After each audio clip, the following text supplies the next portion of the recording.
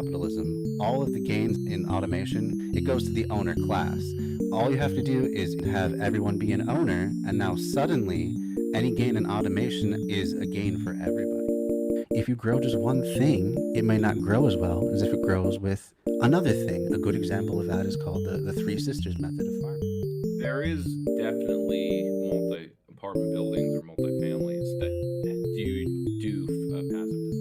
$100 million that they gave to Joe Rogan that they would kind of be out if they breach contract. Is that a bigger number, or is 2 billion a bigger number? I don't know, It's Zach. a tough one. I It's know, really hard. and maybe Yes. comparing numbers is not Jeremy's strong suit. Gotta go kill a Jenny.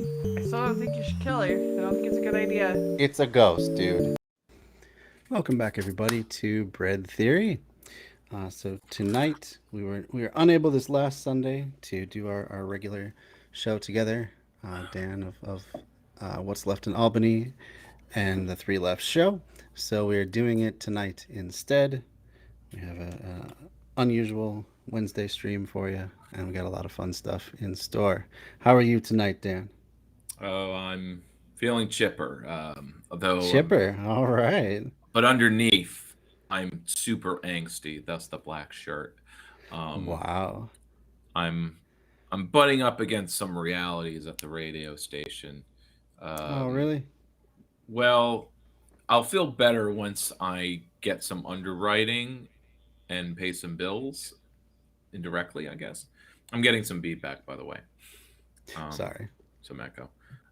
The okay, so no, I won't go into that yet.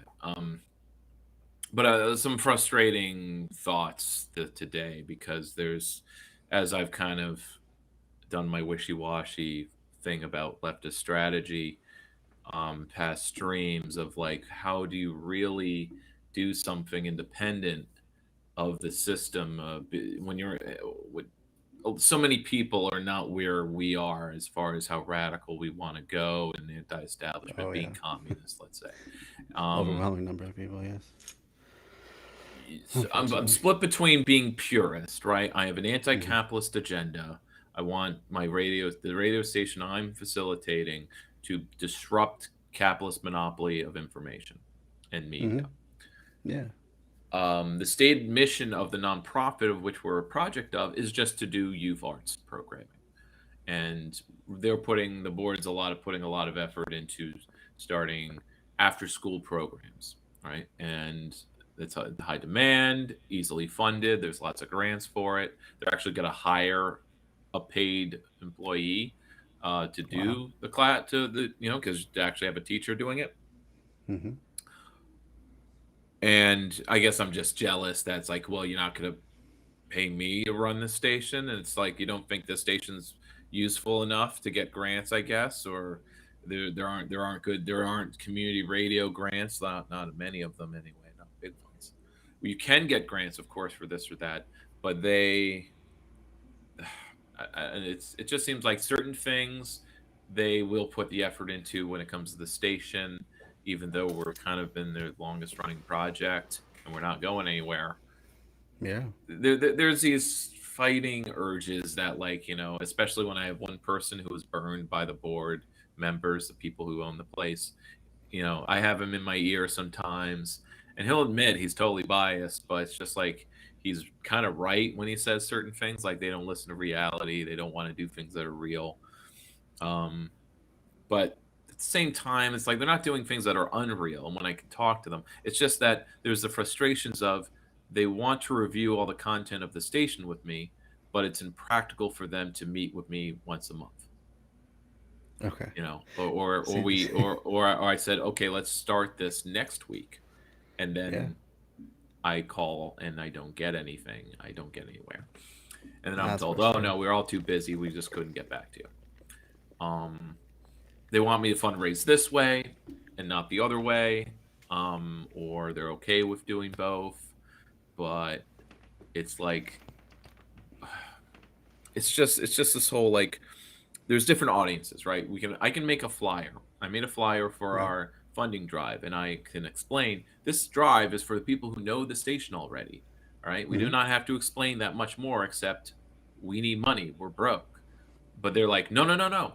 That will scare donors and grantors, and grant writers, people who have grants off. We need to project that we're doing good, so they will fund us, right? It's that reverse. That's that marketing logic of, if you want to get funded, you need to act like you're already funded, right? You have to Uh-huh. fake it till you make it. Like, no, no, you get hired by acting like you're already all that and successful. Yeah, yeah. That way, they'll like, oh, that guy has his shit together. I'll hire him. Meanwhile, you have, I guess, the virgin realist who acts and looks like they're poor and don't have their shit together, but they need a job and an income to get nice, and it's like, you try to apply that to someone who's homeless, I guess. So if only they pretended they weren't alcoholic and had no extra pair of clothes and didn't have to sleep, then they would be hired and be able to get what they would needed from the market. Right. And so I kind of pushed back. I mean, if I push back too hard, I'm just not going to get anywhere. Yeah, you're just gonna The guy's talk a right brick past him. wall. He doesn't Yeah. understand what it means to not be a market entity. I'm like, we're a non-market entity. Right. We can't act like Play by we're different like rules. Yeah. other things. I don't want to do outreach where we look like one of the hit station. Yeah. We should be Doing doing like things. morning zoo, drive time stuff. We Yeah, so my outreach coordinator agrees with me that the next time our last outreach event was in a mall, which I wasn't for, but it wasn't my call. I delegated a responsibility. That's what you do when you're a horizontalist. You delegate responsibility to my outreach coordinator, and she lives near the mall, so that's kind of her neighborhood, actually. So Sure. she wanted to do, because she talks to people in the mall, and that means she's making connections there. So no really low cost to actually set this up. And she was envisioning a dance party on a Saturday in the mall, and goes to the mall to have fun, of course. And I literally was thinking there, especially after lunchtime when it started, getting thinner. I was like, Yeah. the people who really do look like zombies. They really do, like the modern myth. Zombies are the only modern monster. Everything else is pre-modern. The zombie, the mindless consumer that cannot That's stop, right. must continue, no matter what, shuffling around us, never stopping to talk to the community project.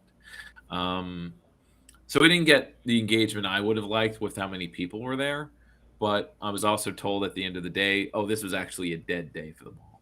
It was dead, because it was the first day in a while. The humidity dropped. The humidity dropped, so people could actually be outside.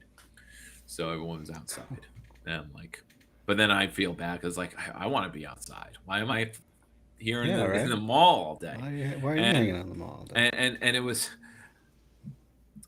I get all these free movie passes. Won't say how, but and why, but I have them. Hey, hey. But it's over the years, I guess maybe since turning 30, I just don't feel like going to the movies much, even alone. Um, and even if there are people to ask, unless it's a movie I really want to see. The last movie Yeah. I actually wanted to see and did was Birds of Prey, Harley Quinn and Birds of Prey. Everything else Sure. I just don't feel strongly about. And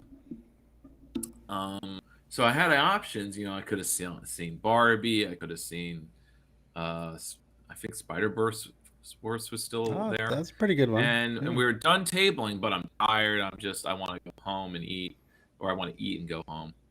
And I just didn't. I said, like, this was the opportunity to go see a movie. I'm right here, but I didn't. I don't know what to make of that. Because there's all this conversation about Barbie, and now that I guess I spoiled it by now that it's been 2 weeks. All of us are making videos about Barbie Mm-hmm. instead of just the right wing reaction who totally didn't see it. Except for Ben Shapiro, we all know that he definitely saw it. No, at he least definitely saw it. Yes, twice. at least twice. Yeah, right. So that's Marxist Project did a video that kind of ruined just an outline of the plot, So it's just like, well, I wouldn't get a kick out of it like others, I think, if I went in cold. Oh, it's a lot of fun though. I'm sure it is. Yeah. And again, it's not like I would not have fun going to a movie alone. I just Mm-hmm. didn't feel like it. It doesn't feel like it. Yeah. I went home and played instead. So, but while I was at the mall, now for the segue, the Hmm. Barnes and Noble is still alive and there and kicking there. No way. And Mall so Barnes and Noble. when I go to Barnes and Noble, and I did buy 2 books actually. I bought a Le Guin book, Oh, Ursula which Le one? Guin. What was it? It was where it's like a post-apocalyptic California town where they limit the population, but it's otherwise utopian. Hmm. So Yeah, I don't it's know one that of one. those I love your work. things, kind of like Red, but on planet Earth. So the other was the '90s by Cloisterman, which an author I like, as I've discussed him before, I think. But it's the '90s, and I'm already loving it. It's his first chapter is about Gen X overall, and the self-fulfilling prophecy of like, yeah, it's not like they all didn't care, but when asked, like, when confronted with like, you Gen Xers, you don't care about anything, and the reaction is, yeah, so what? Yeah. We don't care that we don't care. Yeah, we don't care. We don't care. And an observation about the Mandela Uh, effect, how it's something that truly can only exist before the internet, and with people born before 1990, or the fact that I think maybe I was our millennial cohort. I don't know how many of us care about the Mandela effect, but I think he points out that it's definitely something that can only occur with people before their consciousness was in the internet, or the formative memories. I think the fact that any of my formative memories occurred after the internet was in existence, it was not fully, it was broadband, but at least it was there. yeah. You could look up when Mandela died. You couldn't in the 80s. You either True. knew, you saw a news broadcast and remembered it perfectly, or you didn't remember it perfectly. And he points out, like, oh, I saw a funeral, maybe it was his. And then you mention it to your friends, and your friends think of a state funeral they saw, like, yeah, maybe that was Mandela's. I guess he did die. Sure. And Yeah. before you You know can it, see how you that and sort everyone of thing you spreads. around you believe Mandela died in the 80s. So then it's crazy to find out with the internet that he Yeah. actually died in 2014. Right. Because you're not used to checking the internet to know things. But anyone who's a Zoomer has lived with it their entire lives. They can't imagine that if you missed a premiere of a TV show, you basically were either going to wait a whole year to see in reruns or never again. Yeah. Right. And Seinfeld was a middle episode of Seinfeld had more viewers than the finale of Game of Thrones, like multiple times as Really? many viewers. Oh, really? Yeah. Huh. Must see TV. Interesting. Stopped being a thing in I think in '05. Basically that section of time, '05, before '05, and after Yeah. '05, when you have streaming starting. So, remember, Netflix was simply a male version of Blockbuster when it started. Oh, anyway, so okay, True. I go to Barnes and Noble, Yes. and I said I laid out the books I got. What I don't get, of course, is I look over the current affairs section and find that there's always a separation where the current affairs will be 2 sections of just all the right wing shit that's current, like, recently published, and then all of anything that could be considered left of center will be in the social sciences section, and that will be 4 sections worth of stuff. But it's not, the left leaning nonfiction will be social sciences. None of it will be in current events, though there's always a one lonely copy of Rules for Radicals by Oh, that's Alinsky. bizarre that they just keep that one. Well, or there's 2, and then one always gets picked up. But No, it's I'm just a saying why pattern. why It's they just select that title of all of is them to be the uh, token the token somewhat left wing. leftist one. Yeah, Yeah. I'm sure there's a reason for it. I'm sure there's a publishing reason. It's a canonical text, but then why is it in the current affairs section? Yeah. Um, He wrote that in like the there's 90s, I want to there say. isn't. I'm pretty sure you can look around. Barnes and Noble does not have a political science shelf, and they don't have an activism or government shelf. Okay, um, those don't sell, or maybe they just do not want to have them because you can have woke stuff that's non-political as far as corporations are concerned. Yeah. Um, and but that's balanced by all the right-wing books being the current events.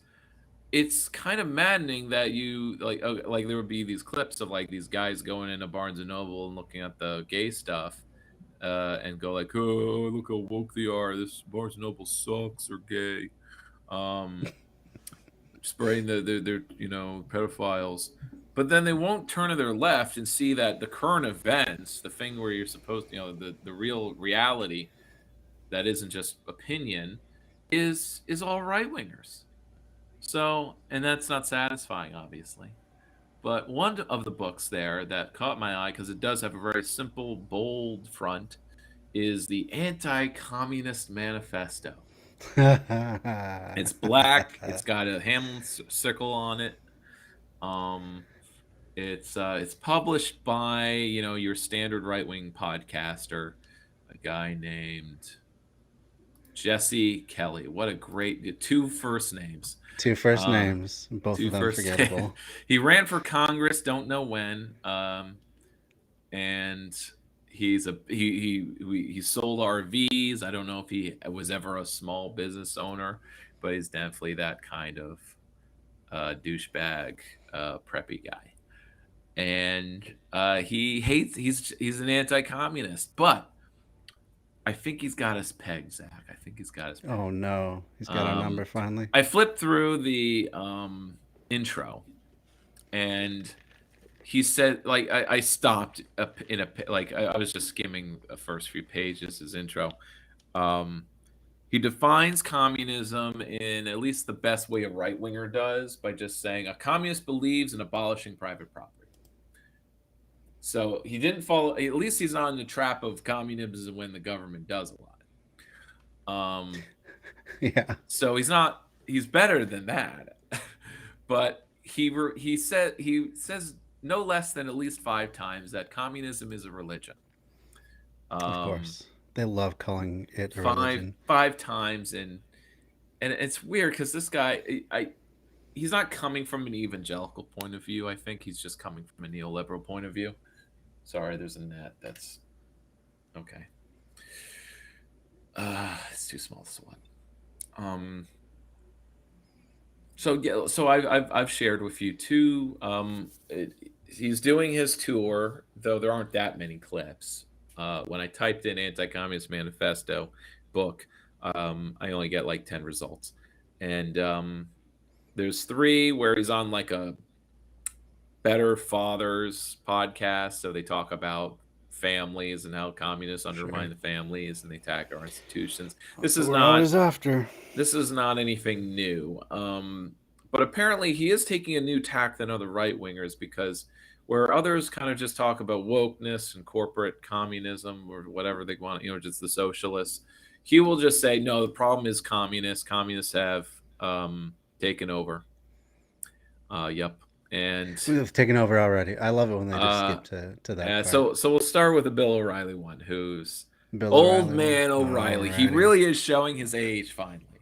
It's taken a lot of time, whole decade, I guess, but he's finally showing his age. He actually does look like someone who's 80. He talks like one too. He talks like my grandpa. He's in his 80s now, man. I don't know his exact age, but I didn't know he still even had any sort of a talk show anymore. Well, I'm sure his lifestyle probably isn't as bad as Limbaugh's or whatever, so he has some longevity as far as his health.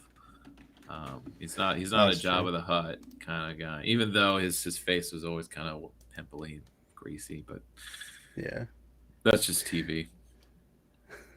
All right. Let's check it out. Jesse Kelly and Bill O'Reilly discuss the Anti-Communist Manifesto. Oh yeah. Oh, sorry. Not mentioned by Jesse Kelly at all. Guess how many pages the Anti-Communist Manifesto is? I'd kind of be surprised if he broke 100.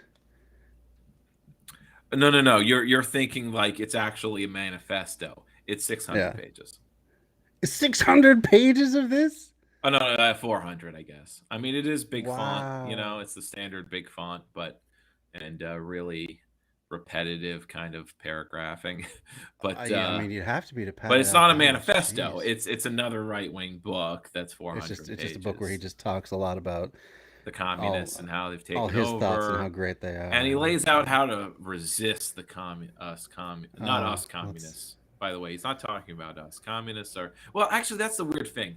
He's both talking about us, but then he's also talking about Democrats. He's also talking about no, sorry, he's not talking about Democrats as much. He considers the Democrats to be tools of the communists. I think he's just referring to progressive one percenters or something. It's again, it's not going to be. It's so vague. I could tell from his intro and the rest of the book that he does not accurately define who he's talking to. He's just in his interviews. It's just they. Yeah. Oh, and he also always The uses big the bad male. they. He also uses the male pronoun to refer to the communist. So he says the he. He is coming for your kid. He is coming for doing your this. kids. He is doing that. It I'm kind trying of to make took it me even off more guard. threatening. So Wow. not they. He's he. He. He's There's being no very woman specific. communist. Now we have to gender everything now apparently. So all right. Maybe Here we go. maybe that's what he's going for. The refusal to use the communist singular they. Yes, that's right. All right. Let's hear what he has to say. This social upheaval. Oh, we're in the no spin zone. Look out, everybody. Which basically. I missed you so much, No Spin Zone. I know. It's so nostalgic, romping back to the No Spin Zone.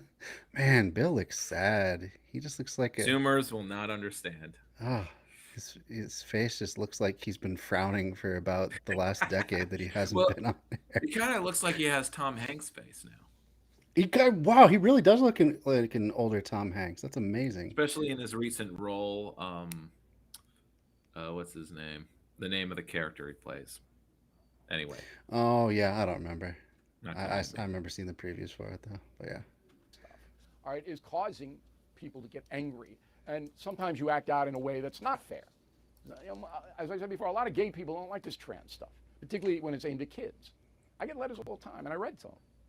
Now, it's all part of a breaking down traditional American society, and there's a new book out called The Anti-Communist Manifesto. It's a great book cover, by the way, one of the best book covers I've seen in a while.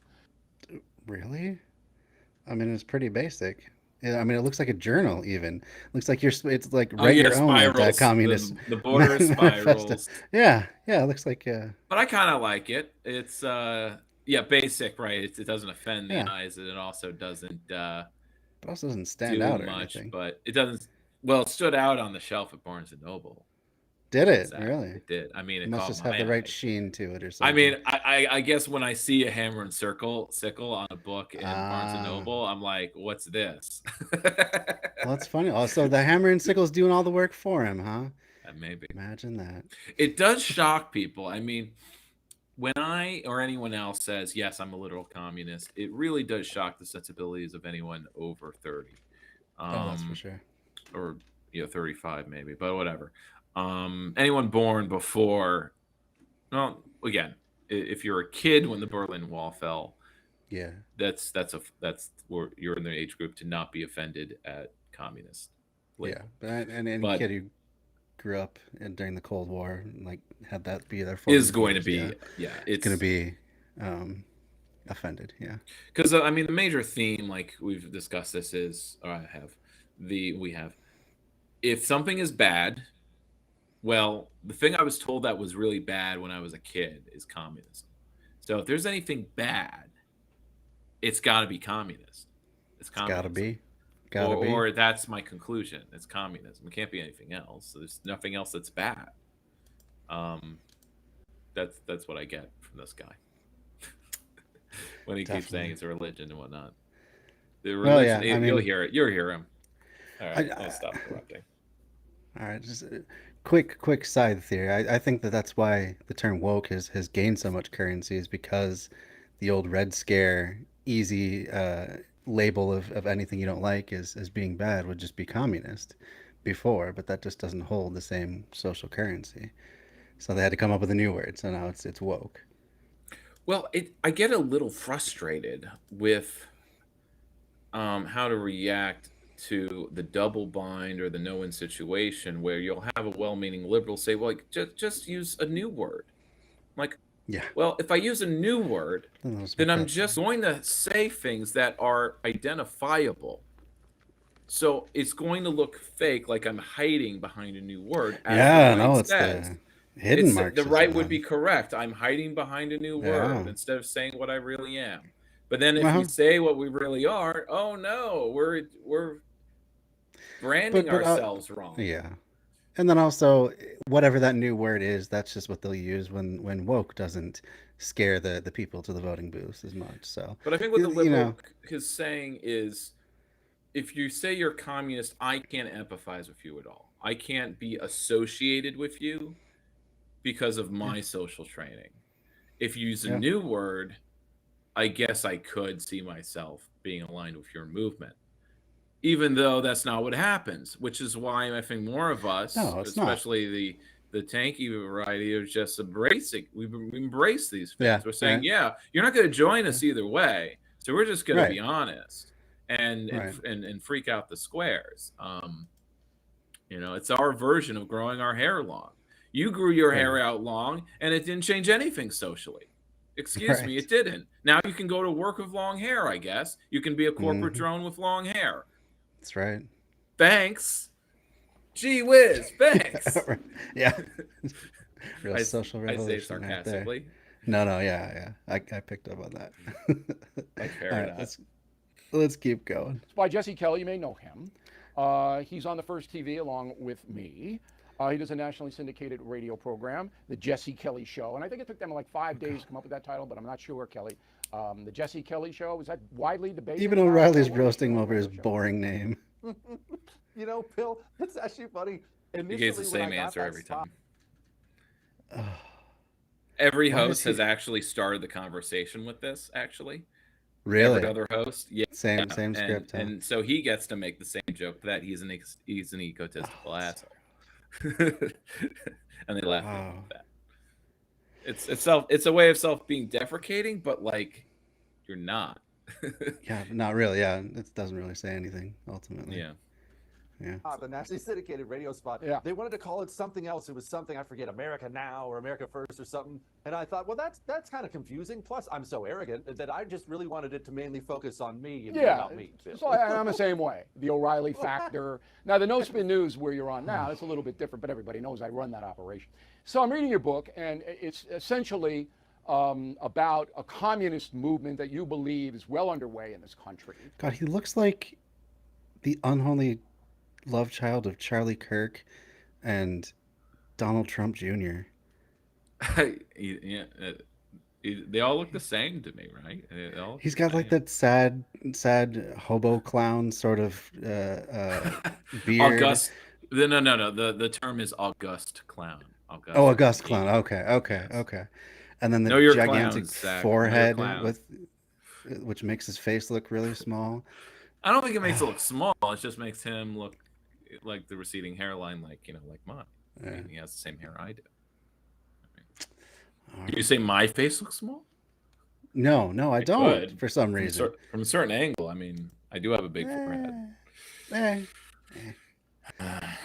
Anyway. Well, as a And how kid, the I fight- had bangs, and I hated them. So Really? You were just Yeah, forced I into think that haircut? if- Or? I guess it feels like my forehead would itch more. Oh, whatever. yeah. Like it would scratch. That's why Gotcha. autistics always shave their head.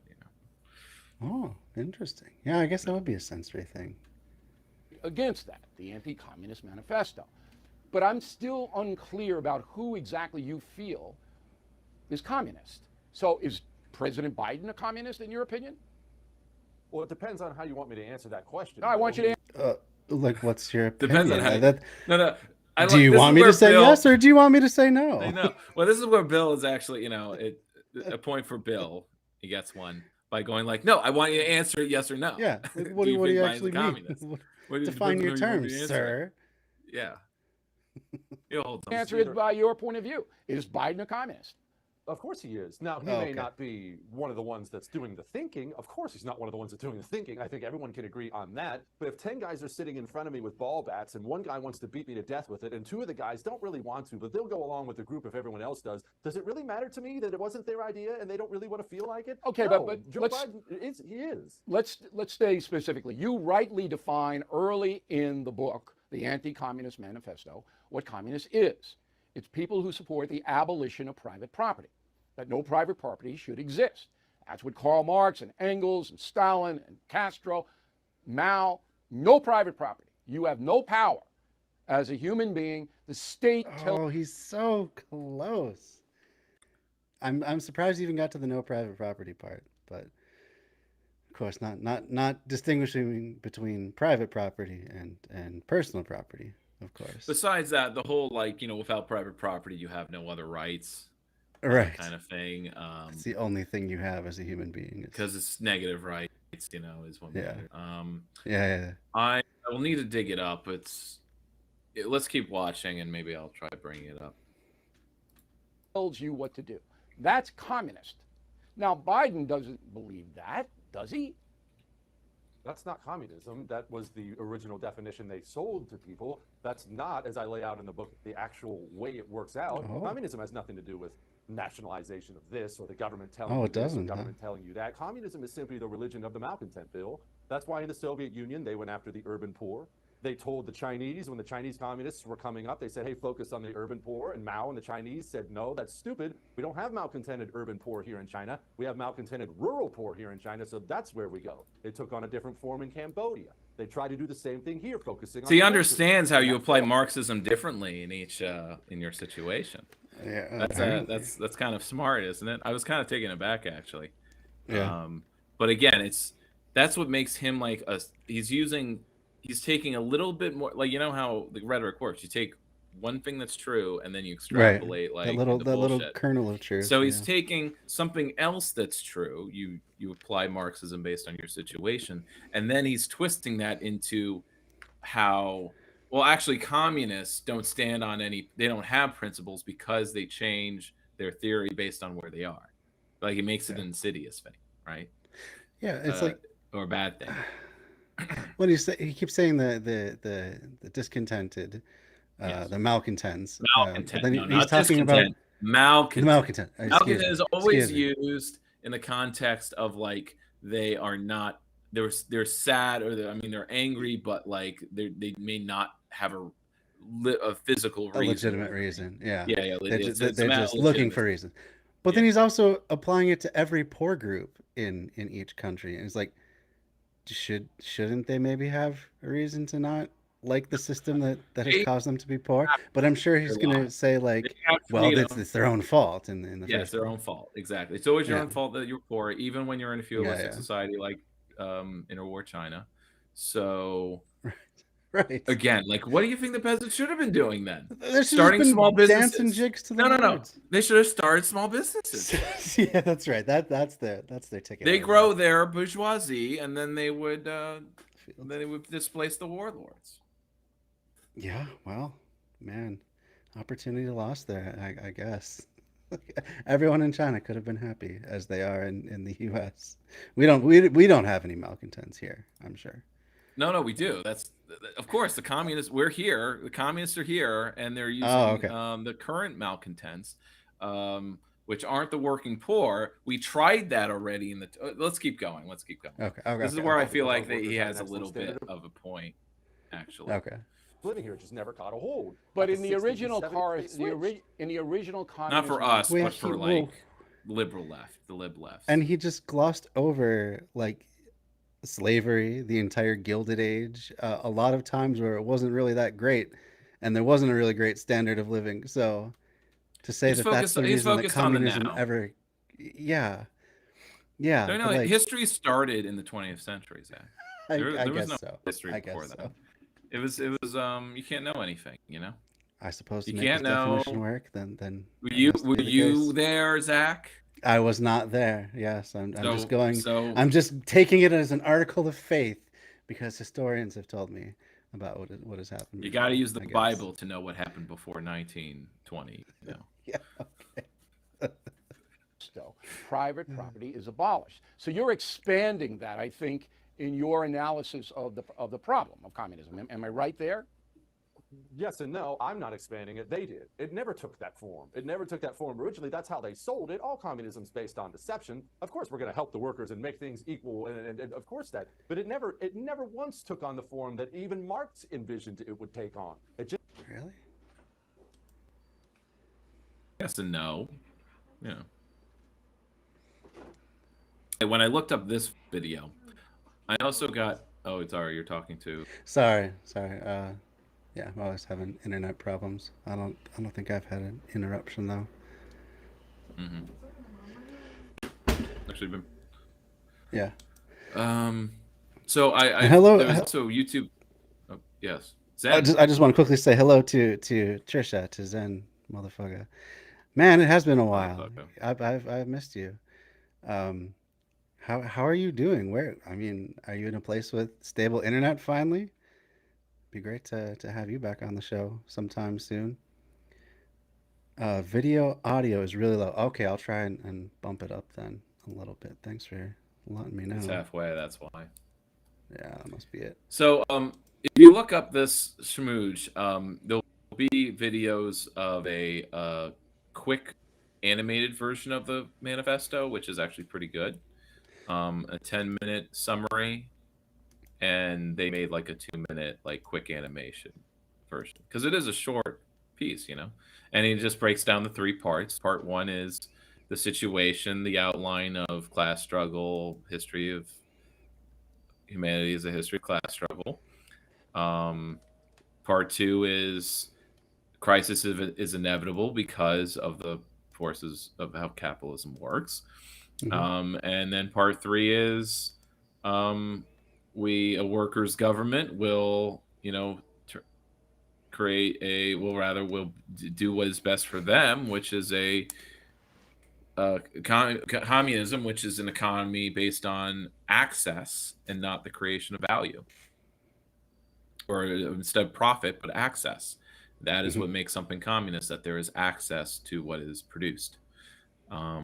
So I think that's a great way we can take that rhetoric and run with that. It's surprising how much good rhetoric there is to counter, to not confuse people about what kind of property matters or what kind of economic theory matters. Just say it's about access.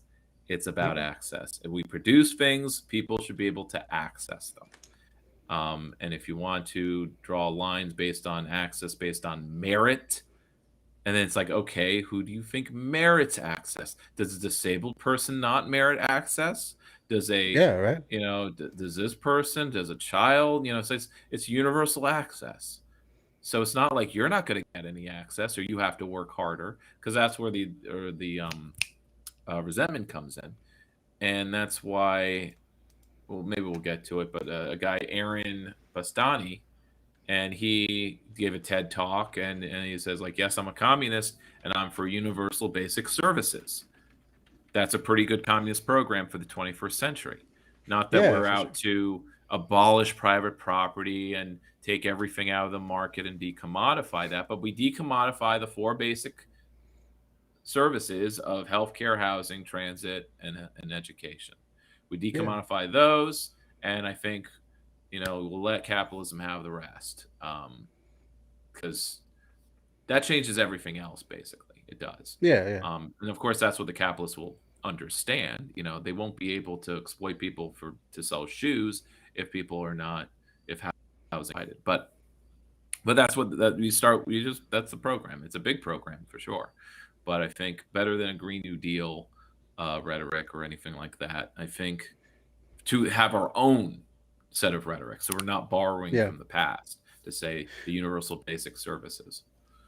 As I think I'm always hearing new things. I'm always shifting what I want to promote, but I think that would be harder to I think that'd be harder to co-opt and to water down by liberals like Democrats, because they're not for a universal. Well, the way it's universal co-opted is it's turned into incremental, like socialists of the past, where they would get in charge of city government and they would start providing universal services like free transit, or they would build out, free power, free, whatnot, free utilities, but that's as far as they'd go.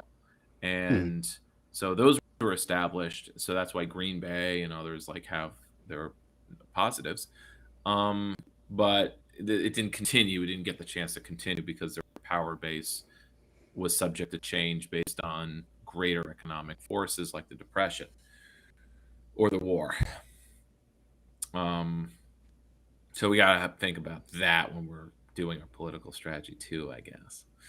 And that's just the whole, you start on the local level, but then you're isolated. Here in New York, you can't do shit on the local level. But I did talk to a progressive legislator on my show, and he is pushing for free transit. And so he's pushing to at least, do a pilot for a few free bus routes as an incremental step, right? So that's how it gets co-opted. You say free transit is one of the decommodified things, and it's going to be a bunch of 100 little steps. But with a program saying we're communists, we want it to all be completely accessible. Yeah. Just a few routes, not just buses. Everything, whole system. Yeah. Yeah. And it makes sense. And you can at least present it in a way that should be appealing to businesses, even though I'm sure they still will not approve of it. But you can say, if people can get to more jobs, then more people can go to work. Yeah. So, but we're not nationalizing the restaurants, even though, they eventually. But again, you start with decommodifying the basics, and then everybody's actually free to act politically. It really takes the shackles. Absolutely. Yeah. Couldn't agree more with that. All right. Let's continue on with this dude. This took on, as always, a murderous, totalitarian form, and these murdering savages always rose to power by focusing on the malcontents of any society where they are. We in America have different ones here. That's why they changed tactics. We didn't have malcontented workers. We had angry black people. We didn't have malcontented workers. workers. And black people were not workers? He's talking about, though here's where he's not being, comprehensive. It's a 5-minute interview, but he means in the 60s, right? Oh, just in the 60s. With our unionized, he's not saying that, but here's where my brain goes. In the 60s, because of our unionized working class, mostly, a quarter unionized working class, there were not enough malcontented workers to form a communist movement or to continue the socialist movement we had in the interwar years. The planned economy of the war economy ensured that there was a plenty, and the tax rates were risen and everything, and we had, at least for white people, sort of universal services. If you were white, you could go to college, GI Bill, and get a house for peanuts. So. Right. So in a way, in the 50s, you kind of had what we were just talking about: universal basic services, cheap, but just near free.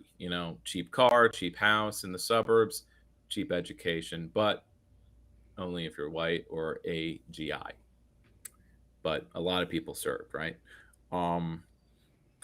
Yeah. But that's where it's not universal, so it's not universal. But that's the issue. You ask for it to be universal, and that's where the racist DNA. Well, I'm not gonna use DNA, but the racist bones of America come in, where America can do universalism because of the racism. Otherwise, we could have a Sweden social democracy.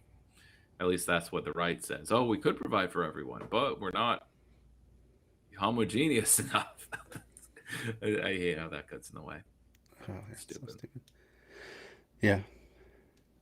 Yeah, so Zen was questioning why you said let the capitalists have the rest. And I don't think you really meant let the capitalists have the rest. I think you were just saying if we can get that far, at least we'll have made progress.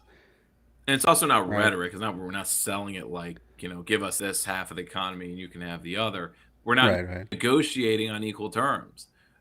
It's about how we convince or gain the support of others as we are doing our mutual aid community projects and serving people's needs. Because, of course, you gain people's support by doing favors and building community in a real way, not just we're providing a service, so pay us some money, which is how a lot of nonprofits sort of work sometimes. Absolutely. Yeah. So Dan doesn't want to just leave the workers behind. We've talked over the course of many shows now about different ways that a socialist society might function and look and how we can get there and stuff like that. So we all have the same goals. Yeah. It's just this guy's Aaron Bastante's argument, I think, for what to push for and how. Because this is in the context of not doing violent revolution or a social revolution, because it's just I'm just being realist here. It's not happening. We just do not have the base for it.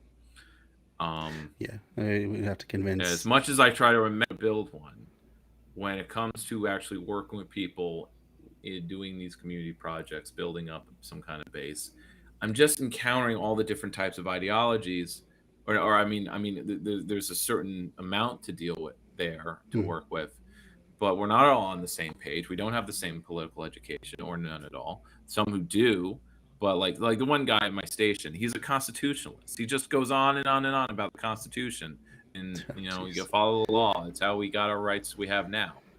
He's woke as far as all the injustices. He's a middle-aged black man, but he's also pretty chauvinistic in his how he deals with people, and he's kind of a blow at times.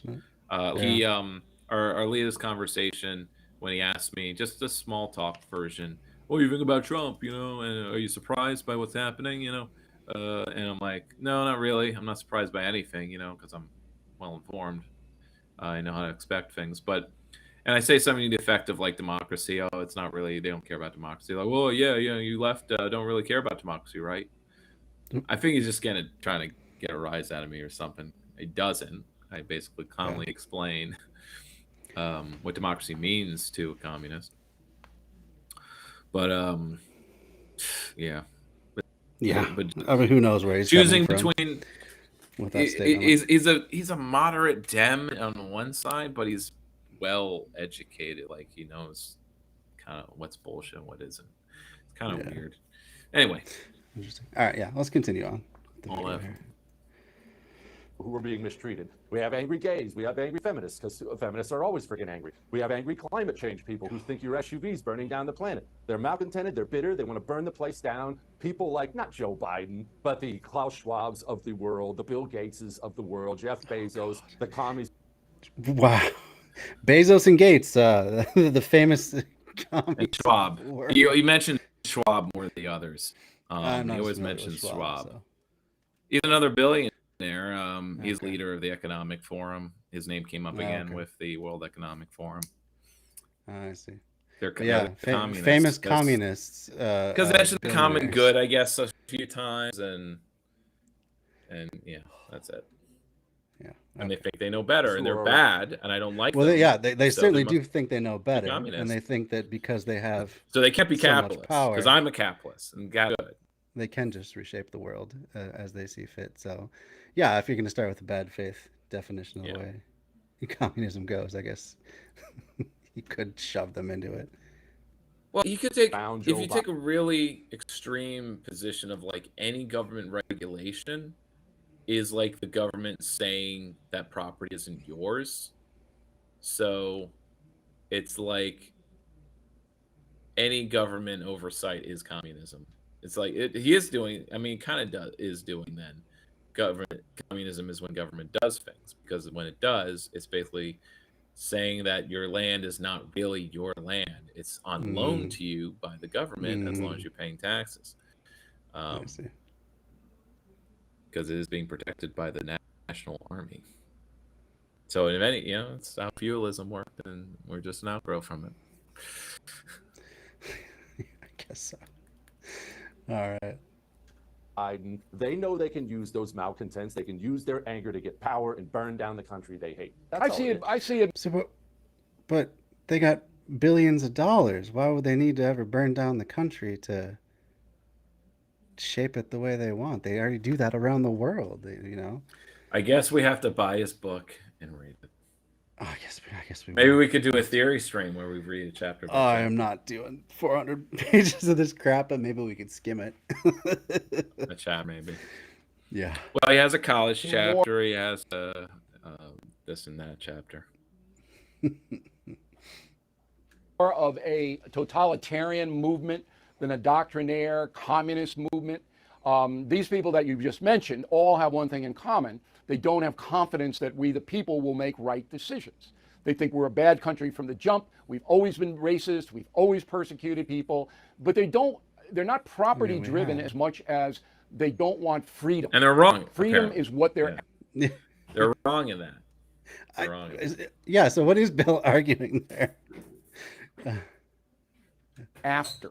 They want to impose But that's trans all stuff. communist, Bill. But that's all communist, Bill. They're all that way. I mean, the communist takeover of North Korea, as you well know, they were selling the same thing. It's not that they were about seizing private property. They saw themselves, the Kim family, as kings. Yeah, but and there's no queens who private wanna property rule in over North Korea. everything. Jesse, there's no private property in North Korea. I But understand. You're that. separating. It's all totalitarian, Bill. Yes. It's all totalitarian. And Communism believe me, always is. Now, here's a question. I, at the beginning of this program, went over the far left media cabal that got Chris Licht fired. And big names in there. And I ran them all down. What's in it for them to Who the fuck is push Chris Licht? this I have totalitarianism? no idea.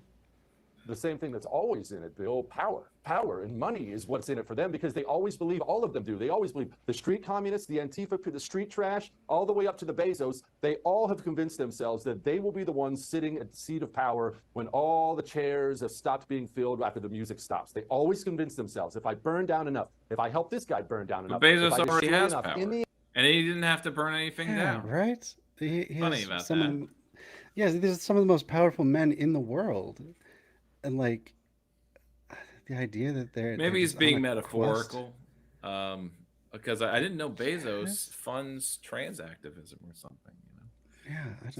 Yeah, I don't think I can't think of Again, anything liberal that Bezos billionaires does. are But- bad because I don't like them, and that means they're not. That means they're communists because I don't like them. They can't be capitalists. Any bad capitalist is what a communist is. That's the you know. Yeah. That's But again, what basically Bill's how he's pointing framing it. out is what Bill's pointing out, though, he is conflating any authoritarian with communist, even though he defines it as being specifically about being anti-private property. And he himself can't articulate, at least in his sound bites, the difference, because he's a radio host too. You know, he's a talker. Yeah. All right. Well, let's continue. Let's get through this.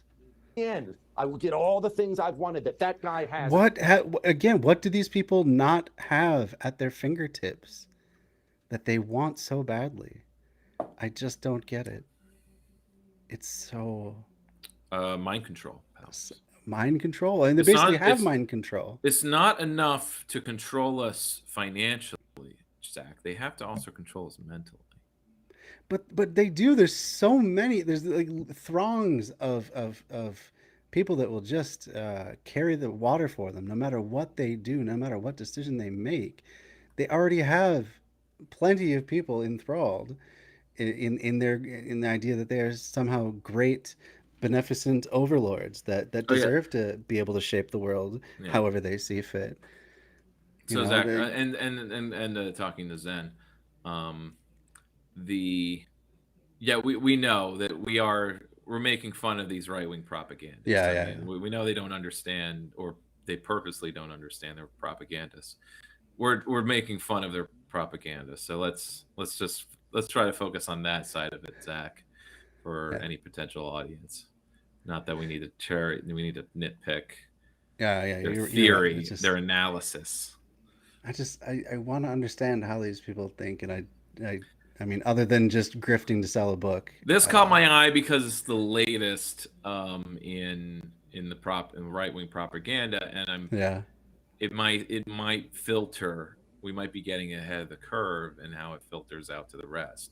Maybe in a few weeks, Pim Tool will be I'm saying sure he'll be something on his show. of this nature.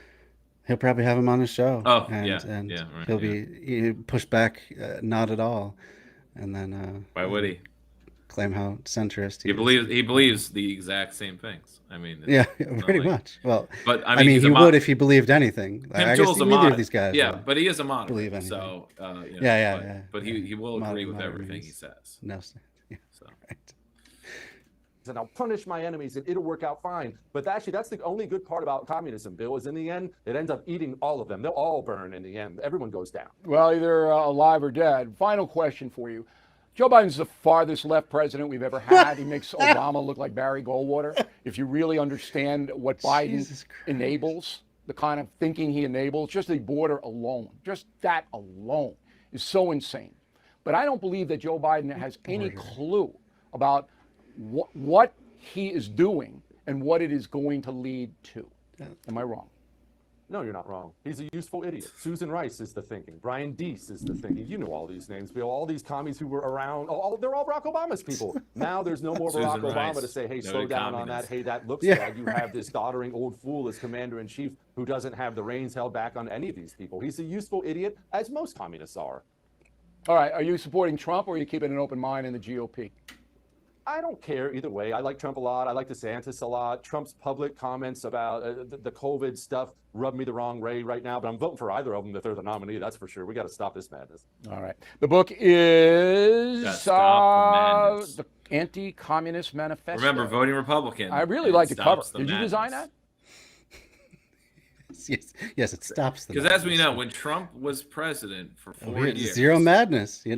4 communists, years. we were zero on the madness. back foot. We were We were we running were scared. stopped in our tracks. We were truly It's not as though an entire eroded. anti-fascist movement sprung up Yeah. around the country in the reaction. Bush, to him, the Bush years. I mean, that's the thing. It's like voting.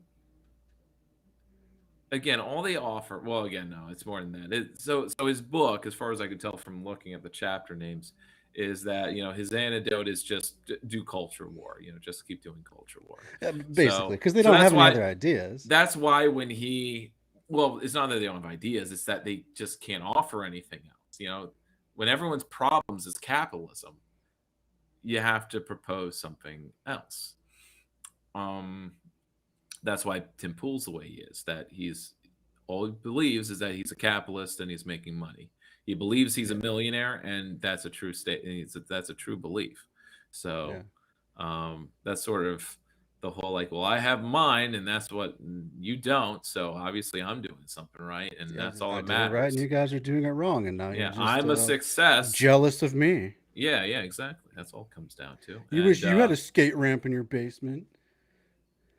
I'm a little jealous of that, but I mean, I'm not- in Albany, we're actually building an indoor skate park in one of the big developers' new buildings. He's rehabbing it, and he put it to a poll. I don't really believe him, but he put it to a poll of to ask the public, what should I put in this space in my building that's up for grabs? I don't know if it was purely civic. I think the point was that it would be a civic space. And indoor skate park went out. And Aw. it makes sense considering the skate park in Albany, which does exist, thanks to a lot of and persistence on the skaters to just keep using these 3 disused tennis courts as their park, and never letting up on using it as such. Now it's an official skate park, but it's in a park that's in the middle of the city. There's nothing downtown except for, of course, all the skatable surfaces. But all those anti-skater Have an little organic pieces of skate metal park, are everywhere. So, oddly enough, I did something pretty unbased. I was walking down the plaza, the Empire State Plaza, and there was one of the trash cans. This is the middle of a music fest, by the way, and one of the trash cans was turned over, and I'm like, oh, what's that doing there? Hey, person I'm walking with, help me drag this back in position, right? And it's like, well, I wasn't going to touch it, but I guess since you are, I'll help you. It's like, Yeah, of course, because I got to do the right thing around here, right? And but then, of course, 5 seconds later, it hits us as they come towards us. There are skaters using it, and they were doing ollies over it. And I Oh hadn't. no, you were They messing weren't up the within skate my. I didn't see session. them at all, so I Yeah. didn't put it together. Usually, they're closer to the can that they've knocked over or that they're Sure. using as a prop. Usually, they were farther away than I would have expected, as I usually see them, because they're usually, I think, integrating it with the benches. This time, it was just okay. smack in the middle of the Right in the open middle. space. So I'm like, this isn't being used for skating. It didn't hit me at the time as well because we were in conversation. I wasn't thinking about Sure. it. Oh, man. Pretty dough moment for me. Oh well. Not too hard for them to just drag back out, I'm sure. But yeah. All right, so you want to do the other Do the next one that quick I put down. quick interview with you Yes, want to do the no, do the quick one with D'Souza. Yeah, D'Souza. it's very similar. Gotta listen to D'Souza for any But amount of time. it's shorter. Okay. Well, he says remarkably little. I mean, Well, that's true on many levels. All right. he's Here we got go. all his movie posters behind him. Oh yeah, like he's in every other poster. all the great hits there. Trump God, I should just card. put pictures of my own face behind me in my camera view. America, 2,000 mules. Love It's him. actually Hate the same- him. Obama. Love him, hate him. It's actually the same 5 movies. So Yeah, in just all his repeat it movies. again He has and more again, in this. like- He has more in this. You should put Hillary's America. Oh no, it is there. It's Never mind. falling down.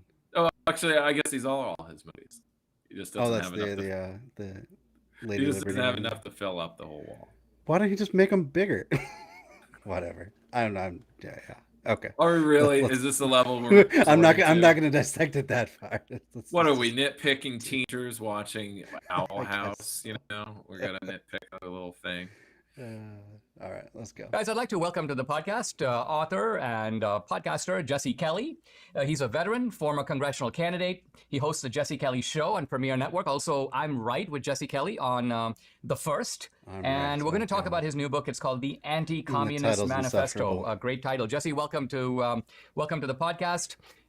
Your first book, The Anti-Communist Manifesto. Interesting title because it sort of posits itself as opposed to the Communist Manifesto, Karl Marx's tract going back to the 19th century. Let's talk about this idea of communism because I hear the phrase socialism on the left, right? You've got the squad and a kind of an identification with socialism, various socialist groups on campuses. Yeah. Those socialist programs. What is the squad done that's socialist? But okay. They call Not a themselves. whole lot of people in American politics step forward well, and they say, call themselves I'm social a communist. democrats. It's But not- you're saying not even that we are dealing with communism democratic as a socialists. real phenomenon today. Can you talk a little bit about why you chose that title and why the word communism? Sure. Well, for one, I don't consider myself a Republican or a conservative or libertarian or nationalist or any of those things. I'm an anti-communist. And what that means is, and I'll get to who they are in a moment, defeating them is all that matters. It's all that matters. These arguments we have on the right about this issue or that issue, not that they're not important arguments. I'm not saying that. He looks That's like a lot standing in your redder living room arguing here. about He's yeah. Maybe Should've it's gotten the some lighting of he's his under. makeup a He's- little better. Yeah, looks kind of a little bit sweaty. Not nearly as put together in this show. He's got by lighting. Yeah. No. I think he actually got a tan. He was touching grass. He was on a boat, his beautiful boat. I'm sure. Yeah, I'm sure he was deep in thought under a willow tree, beach. just scheming on how to The beach. defeat those communists by The communists, yeah. selling more It's books. the most I important guess. thing, but- Voting Yeah. harder. Yeah. what color you want to paint the walls while a gang of murderous thugs is kicking down your front door to kill all of you. There's no point in your stupid argument until the communists are stopped first. They have seized every cultural institution. And no, it doesn't have anything to do with the proletariat or the means of production or any of those things. Communism Yeah, it couldn't possibly be. No one actually believes in good things in this world. It all has to be self-serving, disingenuous nonsense. Yeah. Well, here's where I think he has a point about like postmodern left and post-leftists and stuff. That the Adorno follower, Adorno and the Frankfurt School, it was a conclusion that, like, yeah, we're going to care about cultural power because we did take a lot of means of production and unionization, and it didn't matter that much. It was turned to the it was turned to the cause of fascism pretty easily, and unions can get really reactionary, as the trade unions did even before the First World War. True. There was this split between professional unions that actually wanted exclusionary power and didn't have that much solidarity, and those that were just trying to get in so they can get better pay, and feed their and get not poison, not in housing that poisoned them, or something like that.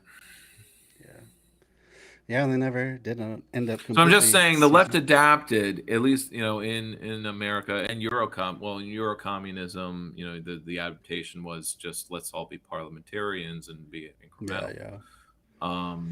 In America, it was the left was like, yes, let's turn to cultural power because that's what matters as far as the postmodern and Adorno kind of theories going, post World War II ideas about what to do, because a conclusion was like, we have the means of production, we were fighting for that, and meanwhile the Nazis dominated culturally. They used cultural cachet to dominate us, right? Because in the 33 elections in Germany, the communists and the Nazis were even, right? But the Nazis took power because they had cultural cachet that the communists couldn't have in the rural areas and whatever. They were only focused on the proletariat. So then you have it's a pendulum swing. Then post-war leftists focus on culture, and now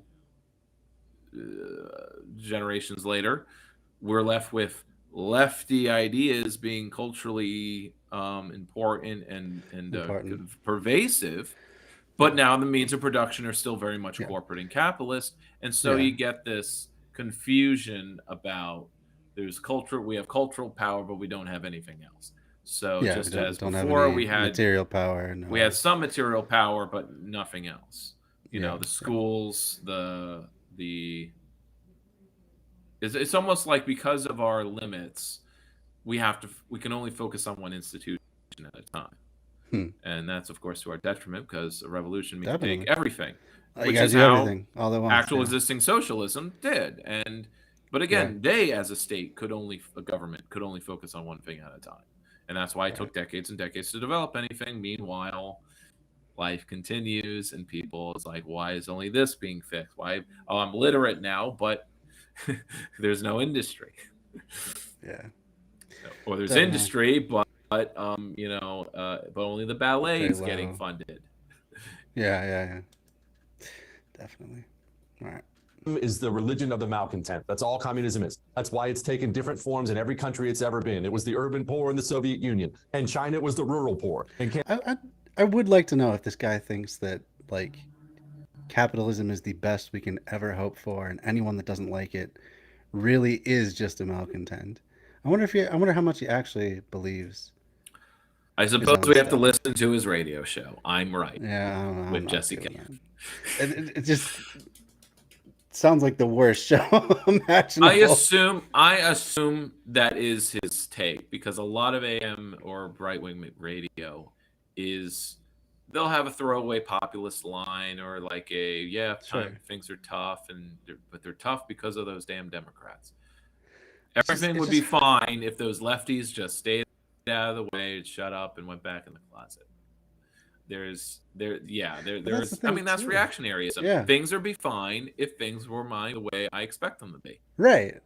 So simple. like even he can realize that there's parts of his life that he's unsatisfied with. Let's not talk about what he realizes. I know. Because he's a propagandist. He knows what he's doing. Yeah. We're making fun of how stupid they sound, but yes. He does sound stupid. So Cambodia looked different. Here, they totally switched because the workers and the poor, that didn't work, so they found new malcontents here. That's why it's the LGBTQ demon mob. And of course... I love how our poor are just so happy and contented here. It just never took root amongst the poor classes. or anything. Well, what's interesting, yeah, I mean, what's interesting about it, and this is where like I think there's value here because like we need to learn what our enemies are saying. That way, when we encounter some confused moderate, where it's like, oh, aren't you just going after the malcontent? Aren't you just malcontents? I'm like, well, do you think there's not a legitimate claim, right? Does Jesse Kelly does not say either way. He doesn't make a judgment of whether it's legitimate malcontents, but Yeah, he's just getting strongly across. implying there are none. Yeah, he's just he's leaving it to the audience to make that judgment. I'm letting you decide, and your standard reactionary, like any good reactionary, you just assume say things just are enough and fine, you know, or rather, it can be fine if you apply yourself and then meritocracy. Things would be fine if you just pulled yourself up by your bootstraps. That's right. Yeah. And people that worked don't, hard like I or my parents did. Like I certainly did. Yeah. This guy has no trappings of living an entirely wealth flooded easy existence. Another contradiction that comes to mind from this stuff is it was mentioned, I think it was maybe it was Zizek mentioning this, that you have what was it? Well, anyway, what it means for a society to progress, a common complaint of the conservative is that the young are soft and comfortable. But isn't that what it means for a society to progress? Like, isn't the goal of every parent to I worked hard so my children can work less? Mm-hmm. Maybe that's what every parent would say, but then and then turn around. But then they're mad and say, "Well, you just didn't have it as hard as me." And then they're mad their kids are working less. Now, maybe there really is this cultural separation where the conservative does expect their kids to work as hard as them in order to be, if not as successful, but more successful. And that's why the standard is, no, you have to be richer than me. If you're not, you're failure. That kind of thing. I gave you all the tools and opportunities for you to do better than me, and it's only the center, and it's only those outside of that evangelical or Calvinist milieu that does believe that the young can be softer than them, and they're not only okay but proud that they know that the next generation will be beating people up less, that they are getting in the fights all the time. They didn't have to go through what I went through. That's true. Even though it's a constant fear, my kids will go through what I went through, and I want to protect them from that. And that's how you get the overprotective parenting, whatever. Let's continue. Yeah, let's do. The feminists and the climate change nutters, they're all just communists. And most of them, if you catch them off camera or making a side remark, they'll admit it. I mean, you have all the Black Lives Matter founders proclaiming that they're Marxists. Time and time again, Antifa will hold up hammer and sickles at their rallies. They're really not that shy about it. Klaus Schwab has a bust of Vladimir Lenin sitting in his office. They're not that shy about what they... Oh, boy, has he followed his model to a T. Helped all those workers. I think Schwab must have a bust of Lenin. If he does, it's like the right-wing billionaire that has all the Tito status. Yeah, they just want to collect. No, he's just collecting. He just collects collecting. Interesting, great men of history and crap like that. Yeah. They are. I don't know why people get mad at me for calling them what they are. Let's talk about this idea of the malcontent. If somebody... I just don't know why people get so mad when I aggressively misunderstand people. I could not imagine being in a...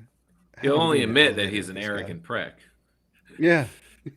But that's why people, I'm sure, in their cars love listening to him as they are in traffic, mad at themselves and the world.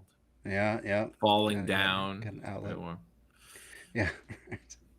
is upset with, let's just say they grew up in a small town, they're angry with their parents or with their pastor or with the local school. They develop this kind of... Now, traditionally, we've had malcontents, and this is part of human nature, right? You have people who are upset with their lot. There's nothing new about this. Talk about the psychology that takes somebody who's a malcontent and gives them this ready-made ideology, go throw a brick through a restaurant, go try to take over the military. Well, how do you make that transition from I'm upset with life to this is my political way to go? Well, what it is, it's an outlet for them. They found a religion that is an outlet for their bitterness and their anger. And what all this is elites finding a way to grab more power for themselves. That's all communism really is. Because if I'm the malcontent and you're the elite, Dinesh, and I'm mad about this, I'm a feminist and I've been rejected. I'm so happy that under capitalism, we don't have elites that can just grab more power for themselves in any way. That just the levers of power are separate from people that. Well, yeah, we live in a democracy. Of course, yes. Everyone just gets to vote, and that's all that ever matters. They can't take more power than they've earned. Oh, of course. But the not. idea, No, but I guess they're taking what's unearned somehow. Yeah, right. Yeah. By 8,000 men, I'm 100 pounds overweight, and I hate my freaking life. And Dinesh wants power. I am a prime recruit for you. You can come to me and say, you're right, men do suck. And all you have to do is elect me and give me this power. And then I promise I will hurt the people who've hurt you. Man, I'm. Well, that's where it's projection. That's where it's projection. The right-wing projection of whoever's reading his book is like, yeah, I want to hurt them and they want to hurt me. Right. It's backfilling some justification for your. It's all prisoner's dilemma, hatred. And we're all going to. It's going to be us or them, so we're all gonna rat, and that means we all get. Yeah. God, yeah, I'm just remembering all the campaign ads of people saying, "Hey, do you hate men? Then vote for me," and stuff like that, and how that just wins every single time. Like it's Well, I mean, when we put tampons in men's bathrooms, that is an express hatred for men. Oh, I see. That's of course. There's no other reason that anyone could ever want something like that. And when we provide free universal health care, that's because we hate men. Yeah, and I guess when you say that, because men use less health care, I guess they'd be losing out. There you go. When you say Black Lives Matter, that can only mean that white lives don't, and if you hate those white lives, you have to vote for. Yeah, that's right. Yeah, you have to vote for the destroyer of the whites. Sorry, I had another thought. What was it? Maybe I'll circle back to it. All right. Well, I will hurt the people who've hurt you if you just give me money and power. And you know how the left is always just going on too about hurting people. No. Oh, okay, I remember. Let's just hurt them all. I wanted to rant about the reverse of this on the Democratic partisan side. If you're a cable or news watcher and you're a boomer Democrat, you will also be in a state of fear and panic over the potential loss of democracy and how Republicans are so anti-democratic now, and they are going to destroy America, especially if Trump wins again. So now is not the time for any radical movement or demands or anything like that, because as imperfect as and I'm saying this verbatim from where I interact with. I'm sure. As much as imperfect as it is, we can't lose it. We can't lose it. And thankfully, on the ride home from the dinner out, this is a friend of my mom's. The conversation was more about her interactions with a Trump supporter and how she can't get through to her. And I'm like, and I say some snippy and half snarky, but obviously I'm also trying to understand and give proper advice. And it takes me most of the time on the way home and then at her porch to finally get to remember what the actual proper advice to give her is, which is to ask her, well, it's not just about the media she's watching or how she views current events. It's really her basic beliefs about herself and the world. So you need to ask her that. What do you believe and why? And that's where she was like, Dan, that actually sounds good. I'll do that. Rather than, whatever other kind of cockamamie advice I was going on about, because I was still in a mode of like left versus left or left versus liberal instead of how do you deconvert somebody from a cult. And good point. And I suppose I need to take the same tack with her, which might give the game away, but by asking her, why do you believe our democracy is so important? Why do you believe the Democrats when they say that they're the ones between you and the barbarism of or the barbarism of the Republicans? What do they do that's different? And again, she would be like, it doesn't matter if they do things the same, or um, it wouldn't. She wouldn't be able to process that because it would contradict everything she believes. That's why it's not really a worthwhile avenue to talk about in our memes that the Democrats are just as bad as the Republicans. They're doing the same thing. Biden is approving the pipelines, and the migrant deportations continue at the same rate. All these different policy areas are the same, but the culture war is just shifted to, they're upset, right's upset, and you're not. But now you're upset about how upset they are. Mhm. And it's like, and round and round goes. My yes. reaction is usually complain about, like, well, every cycle you say it's so important to beat the fascists, but it never ends. And Every single one. when do we get Yeah. to be radical? When does my agenda matter? That's right. It never seemed Not to this matter election. before. Just wait till the next one. Because you'll say, oh, it was different before. It was different before. I'm like, but I was told the same thing. But this didn't process. So No, I I've needed. been told So the the same first things half since of the been able to conversation vote. on the way there should have been me asking, why do you believe this? Why do you believe that? And trying to deconstruct that. But I wasn't in a mood to argue in that way. I wasn't in a mood to deconvert because I didn't feel like it was necessary. And only when it was she's the one who wants to deconvert somebody.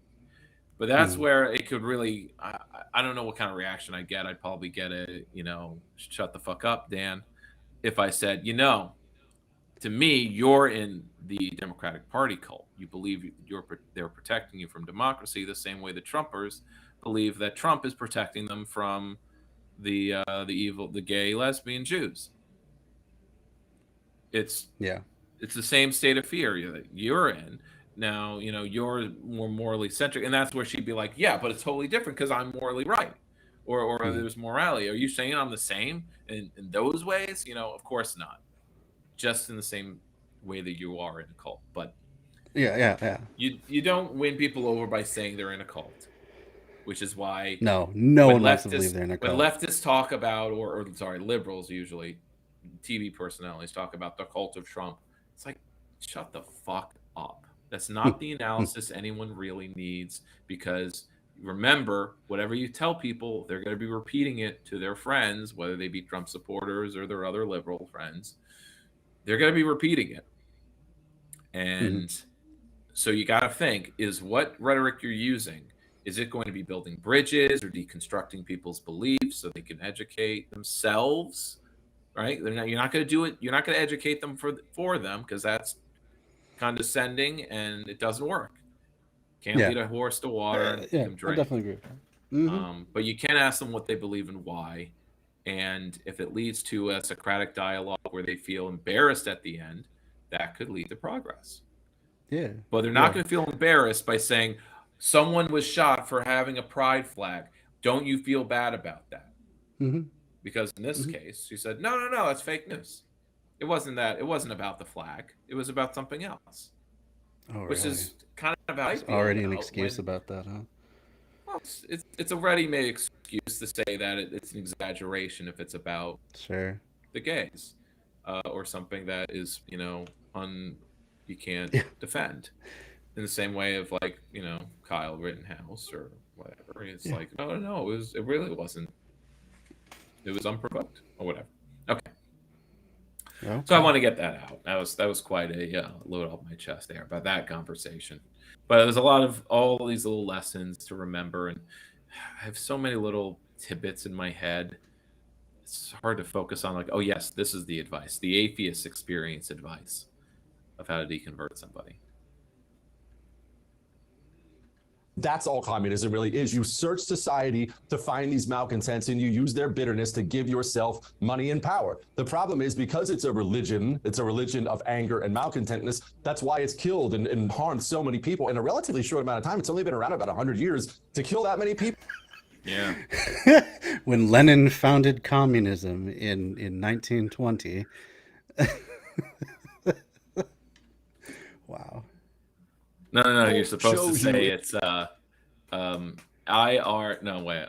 When Lenin Marx. Yeah. When Karl Joseph Marx. No, when Joseph Yeah. Marx started Yeah. communism in 1921. In 1920, he said, "I want to have all the power and make you guys all pay." And then people were like, "Yeah, I'm a malcontent. I'll get on board with that." And there just happened to be enough of them, and they made a new country, and that was that. And conservatives and right wingers, they're the happy, joyful people that The obviously happiest people on never, earth, can't you tell? never advocate to kill anybody. No, never have a Uh, problem when any little thing in their world changes and doesn't represent the good old times that they never even knew themselves. Yeah. Wow. It really is evil. When did you think that this kind of communist infiltration really began in American politics? Is it in the last 10 or 20 years, or does it go back much further? It goes back much further. And actually, in the Anti-Communist Manifesto, I I go guess it can't go back that far though if it's only been around 100 years though, right? You keep saying 100 for years. all the Yeah. history. This is where it's like he did not read. It didn't. I mean, you don't have to. It's not like any of his audience are going to read the No, actual they're never going Communist to fact check it. So it's not like he had to read it. He doesn't reference it in the intro at all. Yeah. At all. So he's not That's going why to it's say funny it when the- started 150 years ago, or in this case, 180. It's always funny too when these conservatives are using books as a premise to get on these shows. It's like that audience doesn't read. Like, how do they even make money? Is it just from people getting it for their weird conservative uncle and be like, oh, you're into this crap, right? Like, Well, a how lot does of that publishing even a work? lot of the publishing industry is bullshit in that way. They buy Yeah. mass copies, put on shelves and whatever. Like, say, even if Barnes and Noble doesn't sell the copies they have, they were still bought from the publisher. Their profit was made. Yeah, I suppose that's true. But no, you'd be surprised. I mean, I've anecdotally encountered Trumpers who mentioned they read this. Oh, I read a lot. I read all of Bill O'Reilly's books. Sure. I've also encountered maybe a handful, but just the far and away the vast majority don't seem to have any interest in reading after high school. They read their phones now. They read what's on their Because then, well, and they might be accidentally indoctrinated into Marxism. So got to stay away from that stuff altogether. Just abstinence is the only true surefire way to make sure. Well, you never have a communist thought. That's the culture war for you. You buy the right books, the politically correct books. Yeah, I suppose they might just sit on their shelves so they can show off to their friends and neighbors. Oh, look what I'm reading now. It's anti-communist. Just remember, these are really easy reads. They're written at a free I'm sure level. that's true too. Yeah. I say 400 pages, but the word count is low. I'm not doing it, of course, but it's like there's the minimum. There's a YouTuber who went through the whole process of using if not a ghostwriter, but an AI ghostwriter of writing a book. Oh, wow. I'm going to write a book in a month because there are these scams where it's like if you publish a book, you get all the gratuities from it. Yeah, I So heard if you about publish that. a bunch and put it on Amazon, you'll make millions. Yeah, so it's same like, thing well, I'm with going to test audiobooks, too, this, yeah. and I'm going to make a book in a month. And I'm going to make it about this. I'm going to do the literal easiest amount of research possible, copy pasting, all the tricks. He still didn't sleep at all, or like slept rather little. Just typing like hundreds of words a day or something. He was getting it, but he was just like, oh man, it's painful to watch. But he does like a video journal. Day by day. Yeah, I think I've probably seen that too. Something about that sort of thing, anyway. But essentially, he was going through the live ghostwriter, the person who is hired, because the scam relied on hire someone to write your book for you.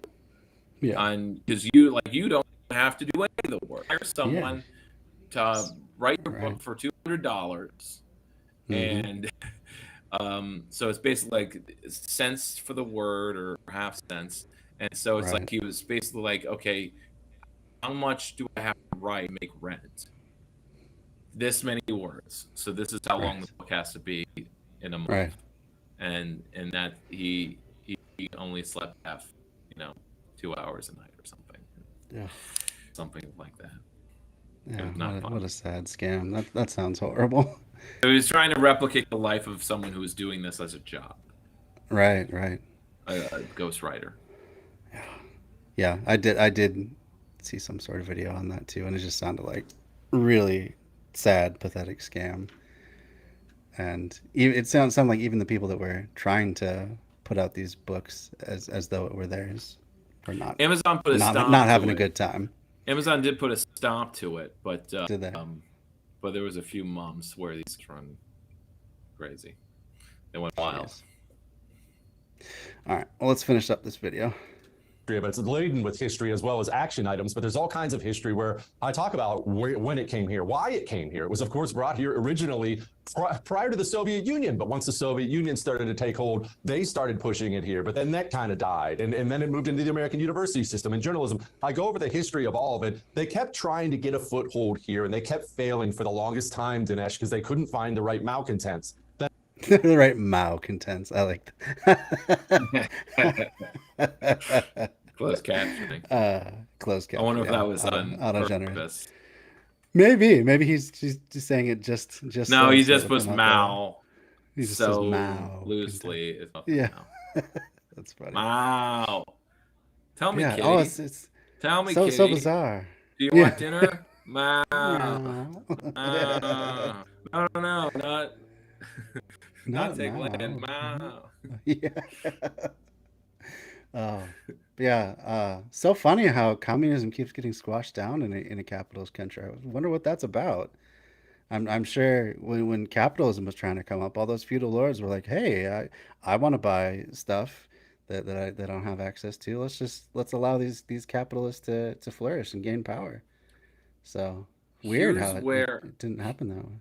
here's where if you take the long view and consider like that technology doesn't really, as much as our society is accelerating with industrialization, that this scale of time, generation to generation, for minds and ideas to develop and change, it took 300 years from the conception, from the beginnings of capitalism to the capitalist revolutions. Yeah, absolutely. Part And gets it kind was of glossed only- over in the history books. And it was only after 50 years that you get the development of communist theory. And it's not like there was capitalist theory that like first developed like in studentalism, but maybe scholasticism counts. I don't know. But I'm sure they just assumed that 1776 was the dawn of true capitalism on the earth, and just never really think too hard about it beyond that. well, Adam Smith was writing about how to. He was writing about it, but capitalism worked. he was writing true capitalist revolution. theory. He was writing capitalist theory and a lot of the Enlightenment itself. But Yeah. and that's where it kind of comes into, you get communist theory and then you start getting revolutions, but not everywhere and not all at once, similar to the capitalist ones though. Yeah, But absolutely. eventually the capitalist ones subsume Lots the of feudal false systems. starts. So, which is why we still Yeah. have feudal systems today, I mean, we still have We do nation indeed. states that have a feudal like Some economy. of our closest allies globally. Yeah.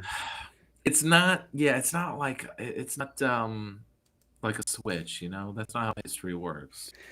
Yeah. Or social histories, Yeah. So in the same way, our movements are the development of our vision of the world, like in the same way that you have the bankers of Genoa and they're developing in the Protestant Reformation, and how crazy their ideas were at the time and how utopian they were, like kind of trying to do things. And you have peasant revolts trying to do peasant republics. And yeah, so just to take the long view, eventually there will be more of our experiments than the capitalist order. and the capitalist order will still have its holdouts. It'll still have its parts of the globe, its regions maybe, but it'll be more diverse as it's always been growing more diverse as it develops unequally. I Which wonder if is they'll. not a good thing, but I mean, Yeah. it goes. I wonder if. Oh, go ahead. Finish your thought. No. I've said enough. I was going to say, I wonder if at that time when capitalism is has waned sufficiently in its power, if those states that still hold on to it will be viewed like monarchies now. Like, will there be all this romanticism about, oh, let's go visit what a free market looks like, and it's. I don't even know. Here's the stock bell. Oh, let's gather the tour bus around for the You opening know of what? the That stock somehow market and stuff. it's weird, but that reminds me of a bookmarked video I have. I'll put it in the queue. It's like this Foundation's 4 visions of the future, Hmm. as told by this hypothetical B. And in each vision is basically each side of the political compass. But exactly. It was like the political compass, but based on how things can turn out based on our reaction to climate change. And in the bottom and one of the quadrants is the complete, like, if we don't do anything right, if it's just market failure and everything's still markets and driving and people are living everyone lives in RVs. Yeah.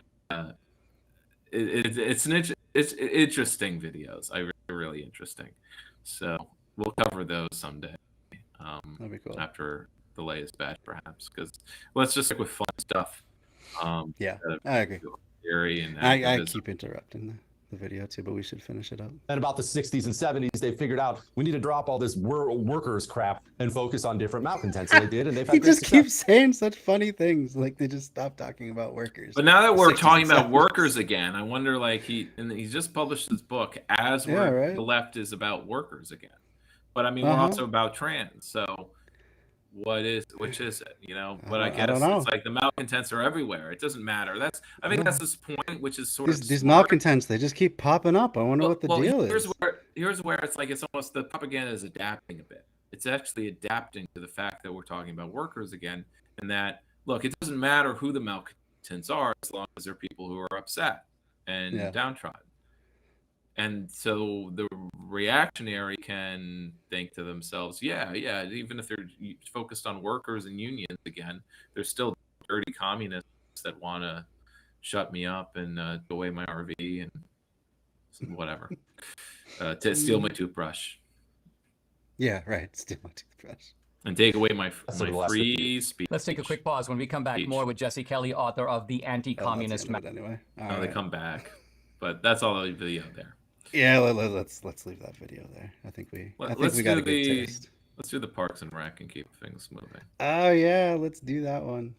I don't know if it was the third one or the fourth one. Yeah. Do you want to set that one up as I'm getting it ready here?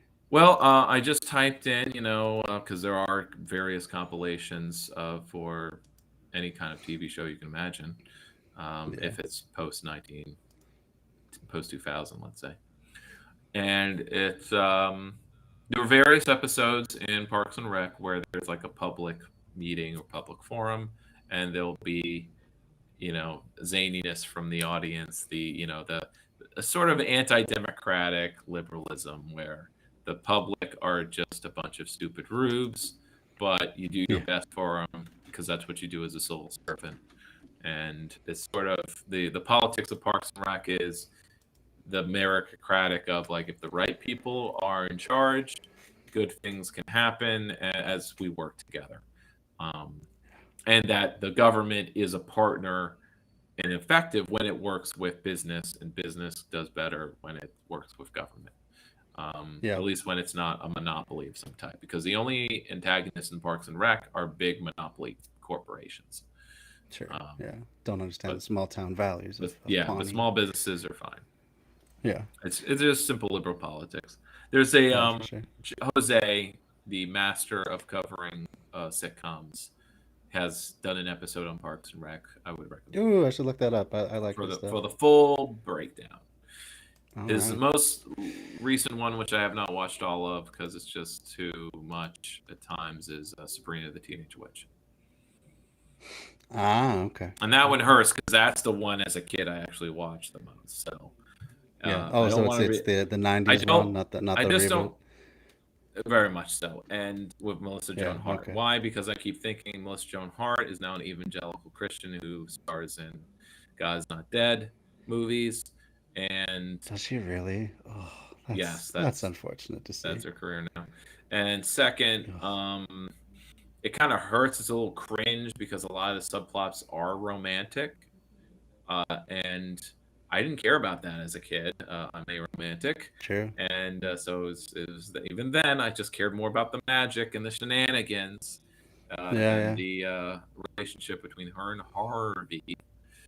Um, yeah, I mean, I could kind of enjoy it, but I didn't, care in a big way. Interesting. So, All right. Well, let's get into Parks and Rec Citizens of Pawnee compilation. Okay, here we go.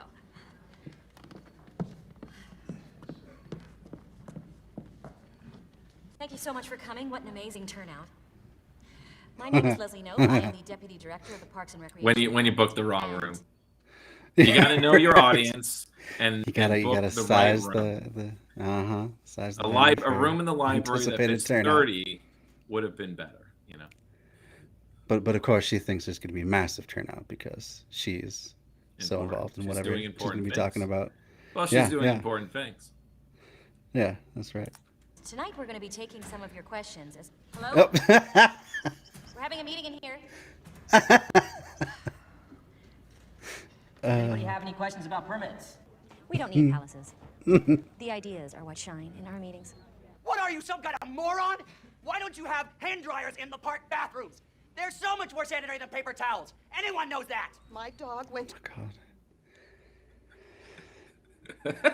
It's funny because it's really not different than a lot of public meetings. Like they just any sort That's of what's public funny mic. about it. Yeah, that's what's It is, kinda but funny like about it. But and it doesn't mean that the public at large is this unhinged and dumb and well, actually, in their I'll own say asses, this much: but in my real life experience, it's more you get three kinds of comments. You get activist comments from people who know what they're talking about. They say everything that's true. They do their research, and they aren't caring so much about the presentation enough to make it, in under time as well. Anyway, second type of speaker is your lobbyist or establishment type, a business owner, a lobbyist representing them, and they'll say standard bullshit talking points. So just they'll maybe say something material, lie about a stat or something, or misrepresent something else. I could, do a little fear mongering. Yeah, we could have a public debate where we just, and sometimes I do, like where if it's a particularly contentious issue, you'll sign up your activists so that you have at least 5. So whenever a lobbyist goes first, as they usually do, they go last actually, so they have the last word. But you'll have the activists make sure that in each of their presentations or comments, they are rebutting whatever the opposition would be saying. Right. If you're assuming that the council people have not already made up their mind or bought off or whatever. So the third type, there would be 1 or 2 particular kooks who would comment at every meeting. So just want to have that public forum. The council knows who they are. Oh yes. Everyone kind of like, okay, here's Mark, here's so and so. Yeah. It's not the whole audience like these. No. Because I think the no, unrealistic thing about Parks and Rec, which makes it funny to me, is that there would be like 20 people to show up to a meeting to basically rant at the public servant like Leslie Nope. That's the unrealistic. That's the fantastical thing to me here. Yeah. Right. Now, but I'm in Albany, New York, where the government's been authoritarian since forever, and public meetings aren't actually a thing. Like bureaucrats and civil servants, they will. This is a standard tactic. They will change the time of the meeting, or they will never have a consistent meeting time, and say like, oh well, we and there's constantly being sued, or like one of the things activists will get mad about and try to make a fuss, but it only lasts a week, is they don't hold meetings legally. They don't follow the law when it comes to holding public meetings. They're always violating the public meeting law. Not Even posted for the today, right amount of time. Even last year, I heard an anecdote of how the housing authority were not publicly announcing their meetings, or they announced them 2 days before.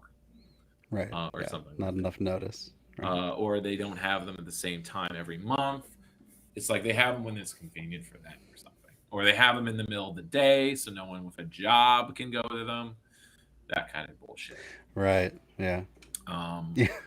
So the whole like a public meeting people actually go to like randomly, like as if, because like the first episode was Leslie Knope putting up flyers or canvassing to let people know of a meeting. So I guess it's in the background subtext that she's doing this for every meeting that she holds. Yeah. So every meeting you're going to see here, she canvassed. Maybe that's why she gets the turnout that that she does. That's usually what it takes. When I had an Occupy meeting at the library, like our mayoral forum, we fired a pretty good amount for that. That was like we put resources into outreach for that, and then we got a 20-30 person out showed up. If we don't do a outreach, or we're only reaching on Facebook, it's going to be the same 10 people, Yeah, that's how Facebook works. Right. And it feels depressing because then it feels like your reach isn't growing. It's just the same 10 people, and then everyone got burned out because you're not growing. Or what are we 10 people doing? Can't just keep talking. But on the paper towel front, paper towels are actually better for the environment and probably more sanitary than the dryers. Dryers blow the water everywhere, though. I don't quite get though. The point is you washed your hands, so however you're drying them, there are less germs. Why is there this assumption? And I saw in a meme once where it's like each version is, the joke is the germs are here, the germs are being blown around, the germs, and then like the one where it's my favorite is the self-drying towel that just kind of pull it and it's drying inside, and it's like the most like the devil's germ pit, Like, but the point is, anyone using it washes their hands. There's less. Hopefully, they've done a good job. Yeah. It's assuming nobody's actually washing their hands; they're just rinsing them, I guess. I guess so. But even rinsing your hands does something. It does get. It doesn't remove all of it. Like you got shit on your hands. You got to smell it. You rinse it. Well, that's why we need bidets to be in every public restroom, so that we're not coming into as much contact with. Yes. Right. And then we don't even have to wash our hands at all. There we go. We just air dry our butthole. And true evilness of communism. That's the future. Bidets in every bathroom. Public bidets. All right, let's continue on the video. Conservatives will have a field day with another that. dog's feces, and I'm going to sue you for that. How you like it? How you like that? Now imagine you're holding coffee. With the government shut down, who's going to stop Al-Qaeda? One thing at a time. I don't like obscenities just as much as you don't like No, them. it drives me crazy. I have kids. Right. But I've got my little 3-year-old. I'm going through the park, and someone's like, "Hey, my, you got my head." These people are members of a community that care about where they live. So what I hear when I'm Or do you're being on the I have it on side. the high speed. I don't know. They'll probably catch it anyway. So I guess I can put it down to normal. It's the clips, so Yeah, but it's also NBC, and it's not taken off of YouTube. So I don't know the rules. I just know that I get. Okay, speed up. Just know that these clips are fast. The joke is. That's fine. I'll do normal speed. I'm sure I'll just have to mute this later on, but that's fine. yelled at is people caring loudly at me. Caring loudly at me. Forum is for. We're going to hear suggestions from everyone, and then whichever items we generally agree on will go into the time capsule. Please remember, this is a government project, so we need to refrain from corporate promotion and religious items. Who'd like to start? I think we should put in the Bible. Great. Okay, anyone else? Yeah, if we put a tax on soda, I mean, what's next? Income? Sir, you don't pay your income tax? Whether or not I pay income tax is none of the government's business. Well, no, actually it is. Well, you don't know my name or what I look like, so good luck finding me. Anyone else? Don't know what I look like. Anyone? This gentleman wants to say something. No, I don't. Come on, Mel. You're always up in arms about something. No, I'm not. That's I'm Mel. not always up in arms about something. Here we go. That's the spirit. Talk to me about what's bothering you. Okay, are there any more recommendations for new games at the rec center? My daughter, she loves Chutes and Ladders. Oh, come on. There is no strategy to Chutes and Ladders. It's just luck. My daughter's 5. Well, your daughter is an idiot. Her daughter is an idiot. Her daughter is an idiot. No. Her daughter is an idiot. It's the only park in our neighborhood. I mean, where are my kids supposed to play? The rock quarry? There's rocks in there. Why don't we just set fire to the fence, you know? Set it ablaze? That's arson. Well, let's leave that up to the lawyers. The point is, it would work. Why don't we build a fence? He's got a point. around Direct their action. fence? It's true. Yeah. Let the lawyers sort it out. Why? It would give us 2 fences. So if they needed to get to their fence for maintenance and whatnot, their pants might get caught. Let the filibustering begin. I would now like to share some ideas I have for J.J. Abrams' 7th chapter in the Star Wars saga. Hand down Also an the outline sons of Book of Boba Fett. Oh, okay. Yeah. Tatooine. We are now close on the mouth of the Sarlacc pit.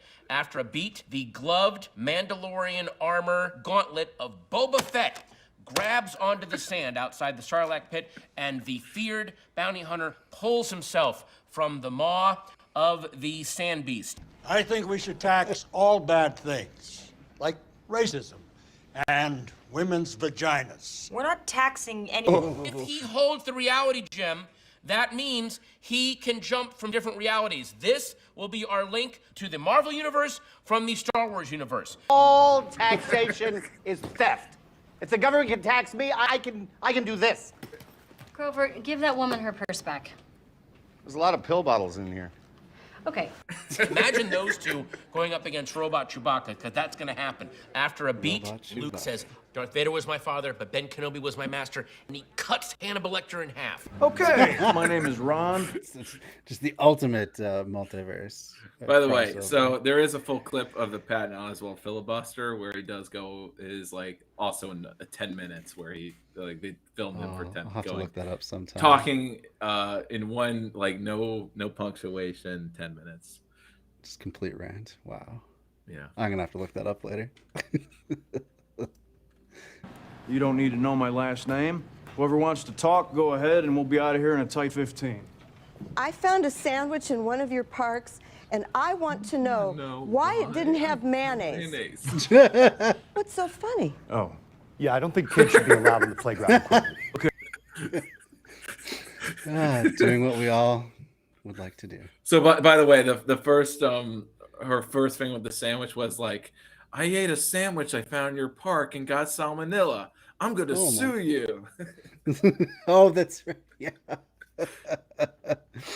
Oh, this is the long sandwich arc. I don't think kids should be allowed. We've been over this. If you're worried about swine flu, use hand sanitizer. I'm not worried about swine flu. I already have the swine flu. I'm worried about the turtle flu.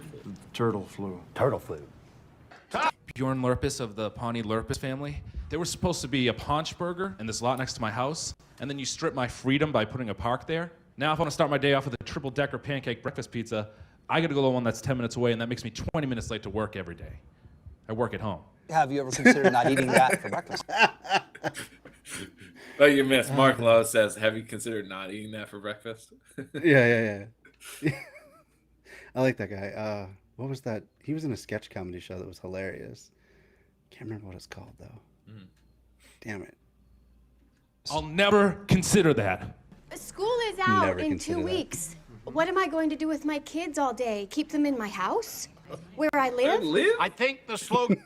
That is a joke. Then Like should be- that was rendered with when parents were going like, I'm going crazy during COVID lockdown. I'm with my kids all the time. Right. They're I have to be with my me loved where I ones live all the time. in my At personal my space. house, I can't get away. Yeah. Pawnee, home of crackers, the orangest goldfish in Indiana. Okie dokie. No. Let me write it down. Who even needs a slogan? Well, now that is an interesting point. No, that's my slogan idea. Who even needs a slogan and then a big picture of me flipping everybody off?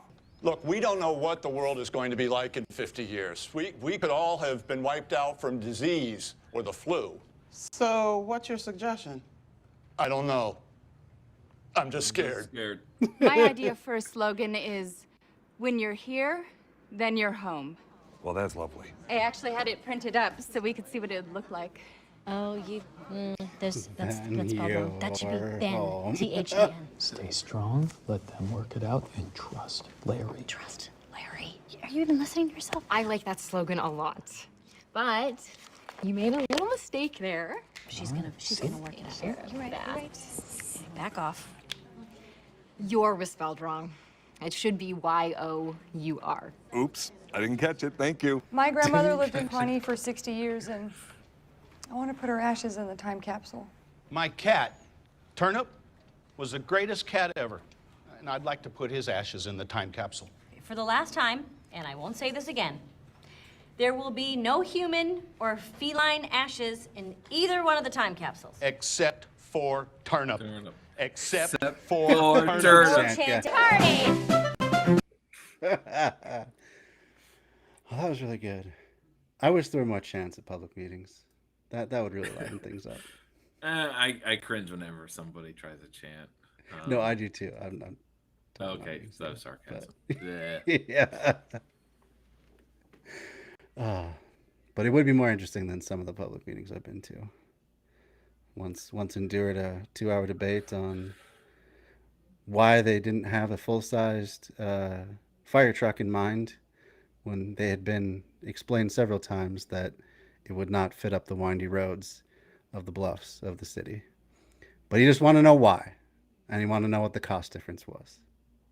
Why'd that take an hour to explain? I don't, because it was one of the other council people who was posing the question, and he just would not stop. He kept asking to be recognized again, and oh my God. Was he not answered, or like the answers? He was answered. They kept saying, "Oh, it's you know, it's wasn't accepting them. It can't fit up." He was like, "Oh, but I want to go back to my constituents and tell them, you know, what the cost difference is." And they're like, "Why? What does it matter? We can't. They want to it's see not a even long, on the table." They want the long ladder truck, like yeah, right, like from a the Hess truck line. Where the guy in the back is like driving it or something like that. Yeah. I don't know what he had in mind, but like it was not even on the table. He just wanted to know what the difference. It's always great when they say my constituents need an answer. They're gonna ask me. And yeah, no, I can't. Yeah, no, that is the thing about representative democracy, where it's just like the complaints go through one person, and they're the facilitator of all the bullshit. And I guess civil servants like it that way, you know, have that screen. Yeah. Not do the Leslie Knope thing.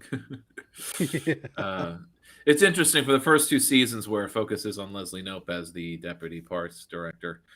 You don't interact with the government at all of the city. It's almost like it doesn't exist. That's true. And it's only in the 3rd season when the city is broke and in receivership with the state that and that's the government shutdown part. How are we gonna fight Al-Qaeda? So the joke is that it's the local government that's shutting down. Right. Yeah. Pawnee, Indiana is gonna take on Al-Qaeda. And no, it takes another season. Well, that's where you get the city manager, you know, is the thing. But there actually is a mayor. There's always a mayor of Pawnee that you never see or hear from. And it's only in the last season or there's an episode where the mayor dies, and it turns out it's the will of the mayor it's Bill Murray. It was just the nicest little surprise. It's the nicest little surprise I wasn't expecting, because there's a city manager. I didn't know there was a mayor. They never mentioned. But similarly, they do that all the time with that show. So that's funny. We could probably. What other things did you have? We could there? do why I am literally a communist. Why don't we do that one? That's pretty short and sweet. Yeah. And to the point, I would imagine. Much. There'll be some things. I will try not to. So this So this is the guy who is proposing, or at least pitching to TED, the Universal Basic Services. Nice. Put the link in the comments there, and we will start her up. Forgot to be Euro communist, you know. That's right. Yeah, that's right. It's from Novara Media. So this is from the British. So this is okay. So this is that situation that I hope to never be in, where you're the only lefty with 4 other people in the room, and they're all to your right, and they're all there to basically interview you. Dogpile you. Yeah. Okay. I mean, it's a discussion, but you're the guest. It sucks ass. Okay. Literally a communist. This is your colleague, isn't it, Aaron Bastani Ashsarkar? Yeah. And you have produced, rather helpfully, this T-shirt. This is just a prototype, yeah, just to be clear. Just to be clear, I do want that literally a communist. Yes, I want that shirt you too. can get similar T-shirts, no doubt from everywhere else. Are you romanticising a murderous ideology? No. Right out the gate. I do like the no, but then she has Well, that's all you can say to that. You know, but she doesn't. She asked it again because that's not enough. Yeah, she doesn't take no for an No, answer. I don't think so. I think that the way I look at the word communism is it is talking about a kind of society which is so qualitatively different to capitalism as capitalism was to feudalism, which is to say that its key features within capitalism, having to sell your labour for a wage, production for profit, production for exchange, these things would no longer exist. Have we ever had a political economy, a polity, which didn't have those features? No, we haven't. So I'm not talking about actually existing socialism from the 80s, the 1990s. I'm talking about North Korea or the Soviet Union. I'm talking about a politics which fits the technological possibilities which we're only just beginning to see, most clearly in automation, but I think elsewhere as well. Doesn't say that on the T-shirt, of course. No. I think you probably just need a new word. You know, I feel like I'm sat in my A-level history school, you know, and that's what most people think. If you say the word communism, I looked at it on what we were going to discuss today and I went, what? I totally get your arguments and your points, but I think it's quite an alienating word to be using and brandishing. I'm happy with the... Too bad. It's weird. She was At some point, you introduced just say as too her- bad. She was introduced as his colleague. I don't know what that means. That's why I say there's 4 of them are against him because your opening line is a I complaint. guess her being a liberal, and she gets smeared in with. I don't know what it means, but what colleague how? But it seems like to us, like first glance, his answer is really good, but I think it needs to be simpler. I think it just needs Definitely to, does. Just like how the no is a pithy, definitive no. I Yeah. think what do you mean by communism? I think you can just short it to no. I mean in its original sense, a movement for worker control of the government versus a few rich people. Yeah. Or Yeah. rule by the many, not by the few. That's what it means. Yeah. Not by Really make it money simple interests. and maybe vague, but understandable because it goes over their heads, it goes over the audience's heads. To say actually existing socialism, that's the kind of jargon you got over. Right. With the At least old when these word. forms. Yeah, and I think he was doing it just so he can separate himself from every time we've tried it, it hasn't worked, and it's resulted in the murder of millions of people sort of thing that the reactionaries will always say. So I think he's just saying, no, not that stuff, so that he can Yeah, try I and know. sidestep I do it. I do it too. But when I do deliver it, probably not as well as he just did because he's practiced in it, and I should be more practiced. But I'm not arguing with liberals all the time. And when I do rephrase everything in terms like I've been talking about the universal basic services rather than saying communism, taking private property. Although I start with just questioning property rights and market mechanisms. I start with that and not use any of the isms. But that's not effective either. So I may stop doing it. Yeah. All right.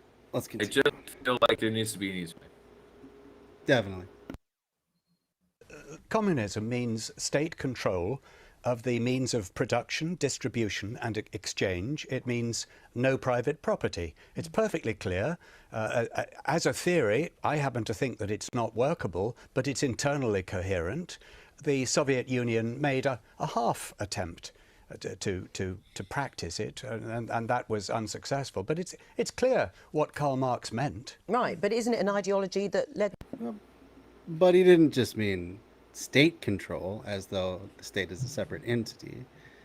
He was talking about the erasure between the owners and the whatever. workers, but We're of not, course we're he's not, not we going to don't say. we don't want to go too late. But I just Sure. want to point All out right. it doesn't come up till later as a raison, but the woman in white is a UKIP leader. Oh, UKIP, I've heard of that, but I'm not super familiar. They were the right-wing party that proposed the Brexit. Oh, cool. Oh, was so the ones with their- all the great ideas that have worked out well. Awesome. There's a reason they're not a force anymore. So former UKIP, I think is their title. To 9 million deaths in the Soviet Yes, Union. well, I'm not a communist. No, but when you say that you understand Yeah. the sort of sentiment behind it, but is it trivialising what has been done in the name of communism? Well, I think that if you want to abolish private property and you do want the state to control virtually everything, then you are going to have to use brutal enforcement methods to make people cooperate. And so I think the murders, the Instead of the kinder, gentler capitalism, which would never use violence to enforce its own system. That's Well, it glad you doesn't made have that to use. distinction Yeah. I mean, violence enforces property rights, not economic planning. You know, it's just what pick. It's like you're trying to pick your poison, but we don't want to set ourselves up as equally evil as far as government coercion goes. Absolutely not. And We want to say no. It's more democratic to have democratic planning versus where a few people make a lot of decisions. Even when it seems like in a marketplace you're making many decisions, but they're all limited based on those higher up than you. Just as our elections, even when there's multiple candidates, they're all millionaires. When there aren't, then there's just one choice. And did you freeze? I did not freeze, no. Okay, you're just pausing I just, your audio. I have to turn the AC back on because it's just sweltering in my room. So Oh no, keep it on. It's okay. It's more distracting for you to keep turning it on. For me to keep turning it off. Okay, will do. Yeah, I think those points are important to focus in on, but also I think it's important just to acknowledge that if there's a counter-revolution or forces coming from the outside to topple a socialist system, that it would have to be we would resort to having to use force to keep that. Yes, from it's always in happening. self-defense that's justified. Right. So yeah. So this so is I think where it's important to. it's like, well, the coercion is in self-defense, I guess, just Yeah, as yeah. it is in conservative logic. We go to war to protect, quote unquote, our way of life. Doesn't that apply to us? Aren't we just following the same morality? There you go. But our morality includes everybody. Yeah. Yeah. It doesn't say, well, some people just deserve, Not just for or, the few deserve. they're not making it. Mm-hmm. The repression, the oppression, are a necessary consequence of the communist ideology. Right, and you support that, do you? No, I don't. There's a line in The Economist in I know that 2011. It said, he "What makes happens it. when He makes Labour the becomes backwards capital?" case. And of He course makes this the is liberal hinting- case. He gives the liberal description of communism, and she just turns. So you support all that, huh? So that's what you deserve. Yeah, right. It's being very fair and balanced to the entire panel here. Rules change It's a information parody. robotics. And that's Yeah, a question for which sure. is really decisive for anybody who wants to defend market capitalism. In terms of what I think, Capital by Karl Marx was called Capital or a Critique of Political Economy. He was critiquing the classical political economy of Ricardo, of Adam Smith. He wasn't saying, I'm a big fan of Pol Pot, who, by the way, Henry Kissinger was. Right. So I'm But talking in about... practice, does it mean violence? I mean, if you say, Mao Zedong said, based on the Soviets' experience, he considered violence necessary to achieve an ideal society derived from Marxism, and planned and executed violence on a grand scale, as we know. I don't believe communism, as in something beyond capitalism, was even possible in the 20th century. So there's an analogue here is John Wycliffe. He was a heretical priest, 14th century Protestant.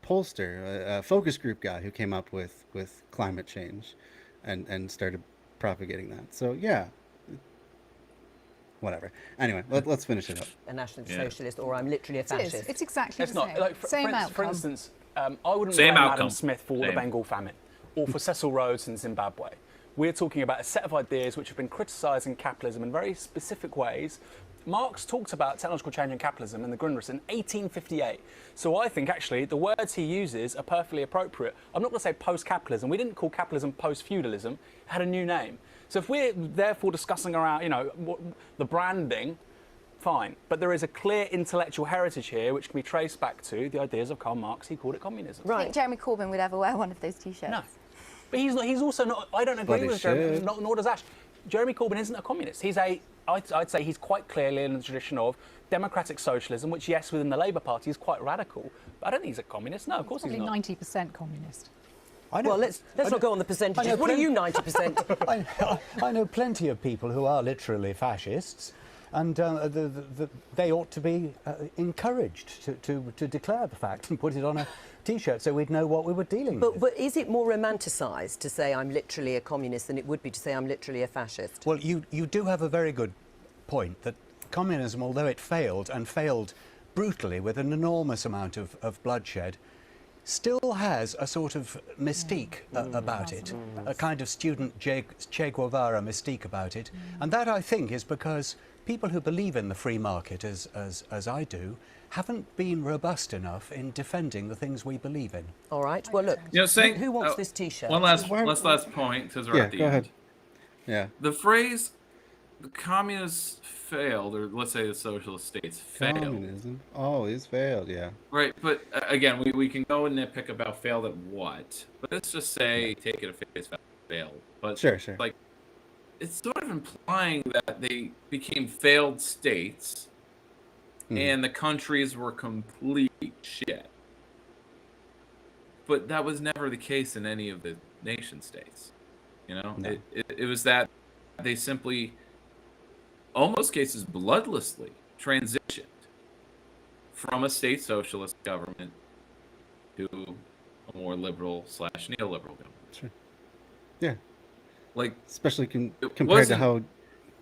When they say they failed brutally, they just mean that there was repression and state violence. And that's where it becomes like, well, there's a state violence in any nation state. It is the same thing. That's what the state is, a monopoly of violence. We're all talking about 20th century states, and they were all stupid and brutal. Including our own. Absolutely. Two rights. Unless you're a black, then you get the happens. Right. Yeah. Just got to get people to question their beliefs. I think if that know your audience, if they like facts, give them facts and graphs. If they're emotional, focus on the homeless and how they're just vets who had one head injury too many. And how they deserve this, and like if you actually talk to them, you'll be okay. You'll be okay if they live next to you. Actually, that sort of thing. Well, I won't do it. But there's still a bit of white flight when there's the ability. But absolutely true. Because of being around the underclass. Yeah, being around the product of capitalism is because distasteful for the people that as things get sit at worse, the top. they're ever more omnipresent. You cannot escape seeing Absolutely. the lumpins. There are tent cities in every major city now. Yeah. There is not one in all. We don't allow them. Really? Well, if they are, they're you're on just scene. You're just actively destroying them constantly. So, but there would be if people were just allowed to live. Occupy was close to a homeless encampment, and that was crushed exactly because, or when, the proportion of those staying in the tents was more homeless than non-homeless. And that's when the city moved to, because they were peeing in bottles and it was unsanitary. I agree. Yeah. Yep. All right. Well, I think we're gonna have to leave it there tonight. Had a fun time as always.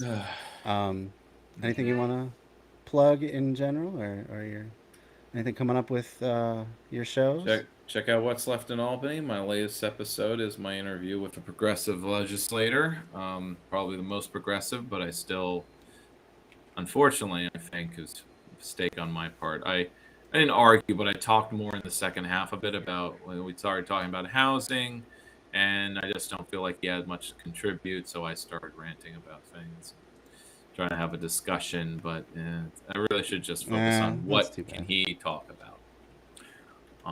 Let the guest talk. That's rule number one. Yeah. But I'm used to just being me. Okay. But I'm going to be. Here's what I'm going to be doing the next few weeks. I'm going to be reading chapters out of the biography of the Mayor Corning, he was mayor of Albany for 42 years, and he's representative of the political machine that ruled Albany for 75 years. As I had a good conversation with an old friend of my father's, an activist and non-vet. He said, Albany is the only place when I moved here I realized that the mob, the church, and the government were all controlled by the same people. And he had a story about a plant in their environmental group, and maybe the story is familiar. The person who his tell was he wore a red-haired wig and certain affectations.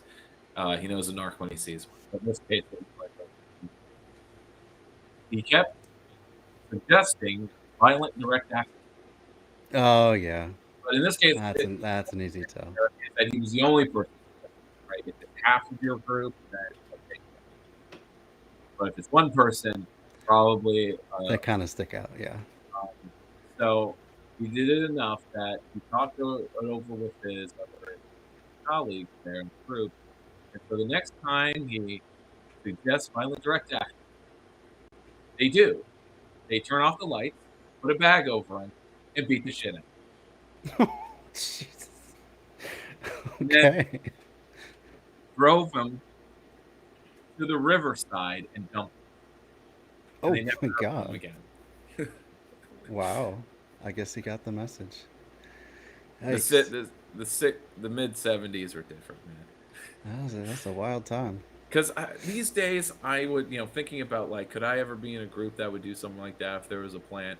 And it's like, I feel like we wouldn't get away with it. Like, if we beat up a cop, if it was a cop, we'd be charged with assaulting an officer. It's like, well, he didn't give himself away as an officer, but then it would still be an assault charge or something. I'm sure. In this case, it wasn't.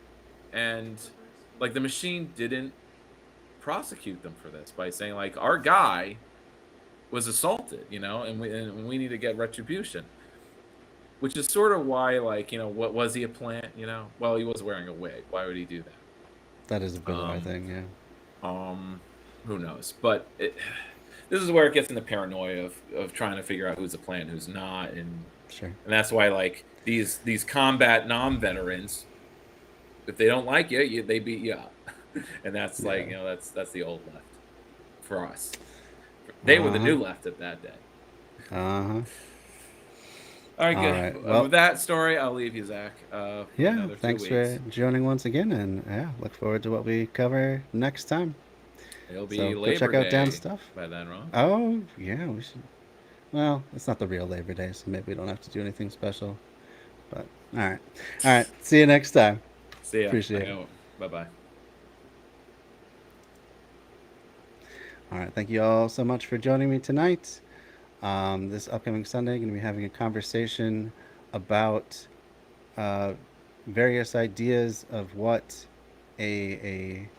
of how the left or a leftist system. Boy, I'm not getting through this too well.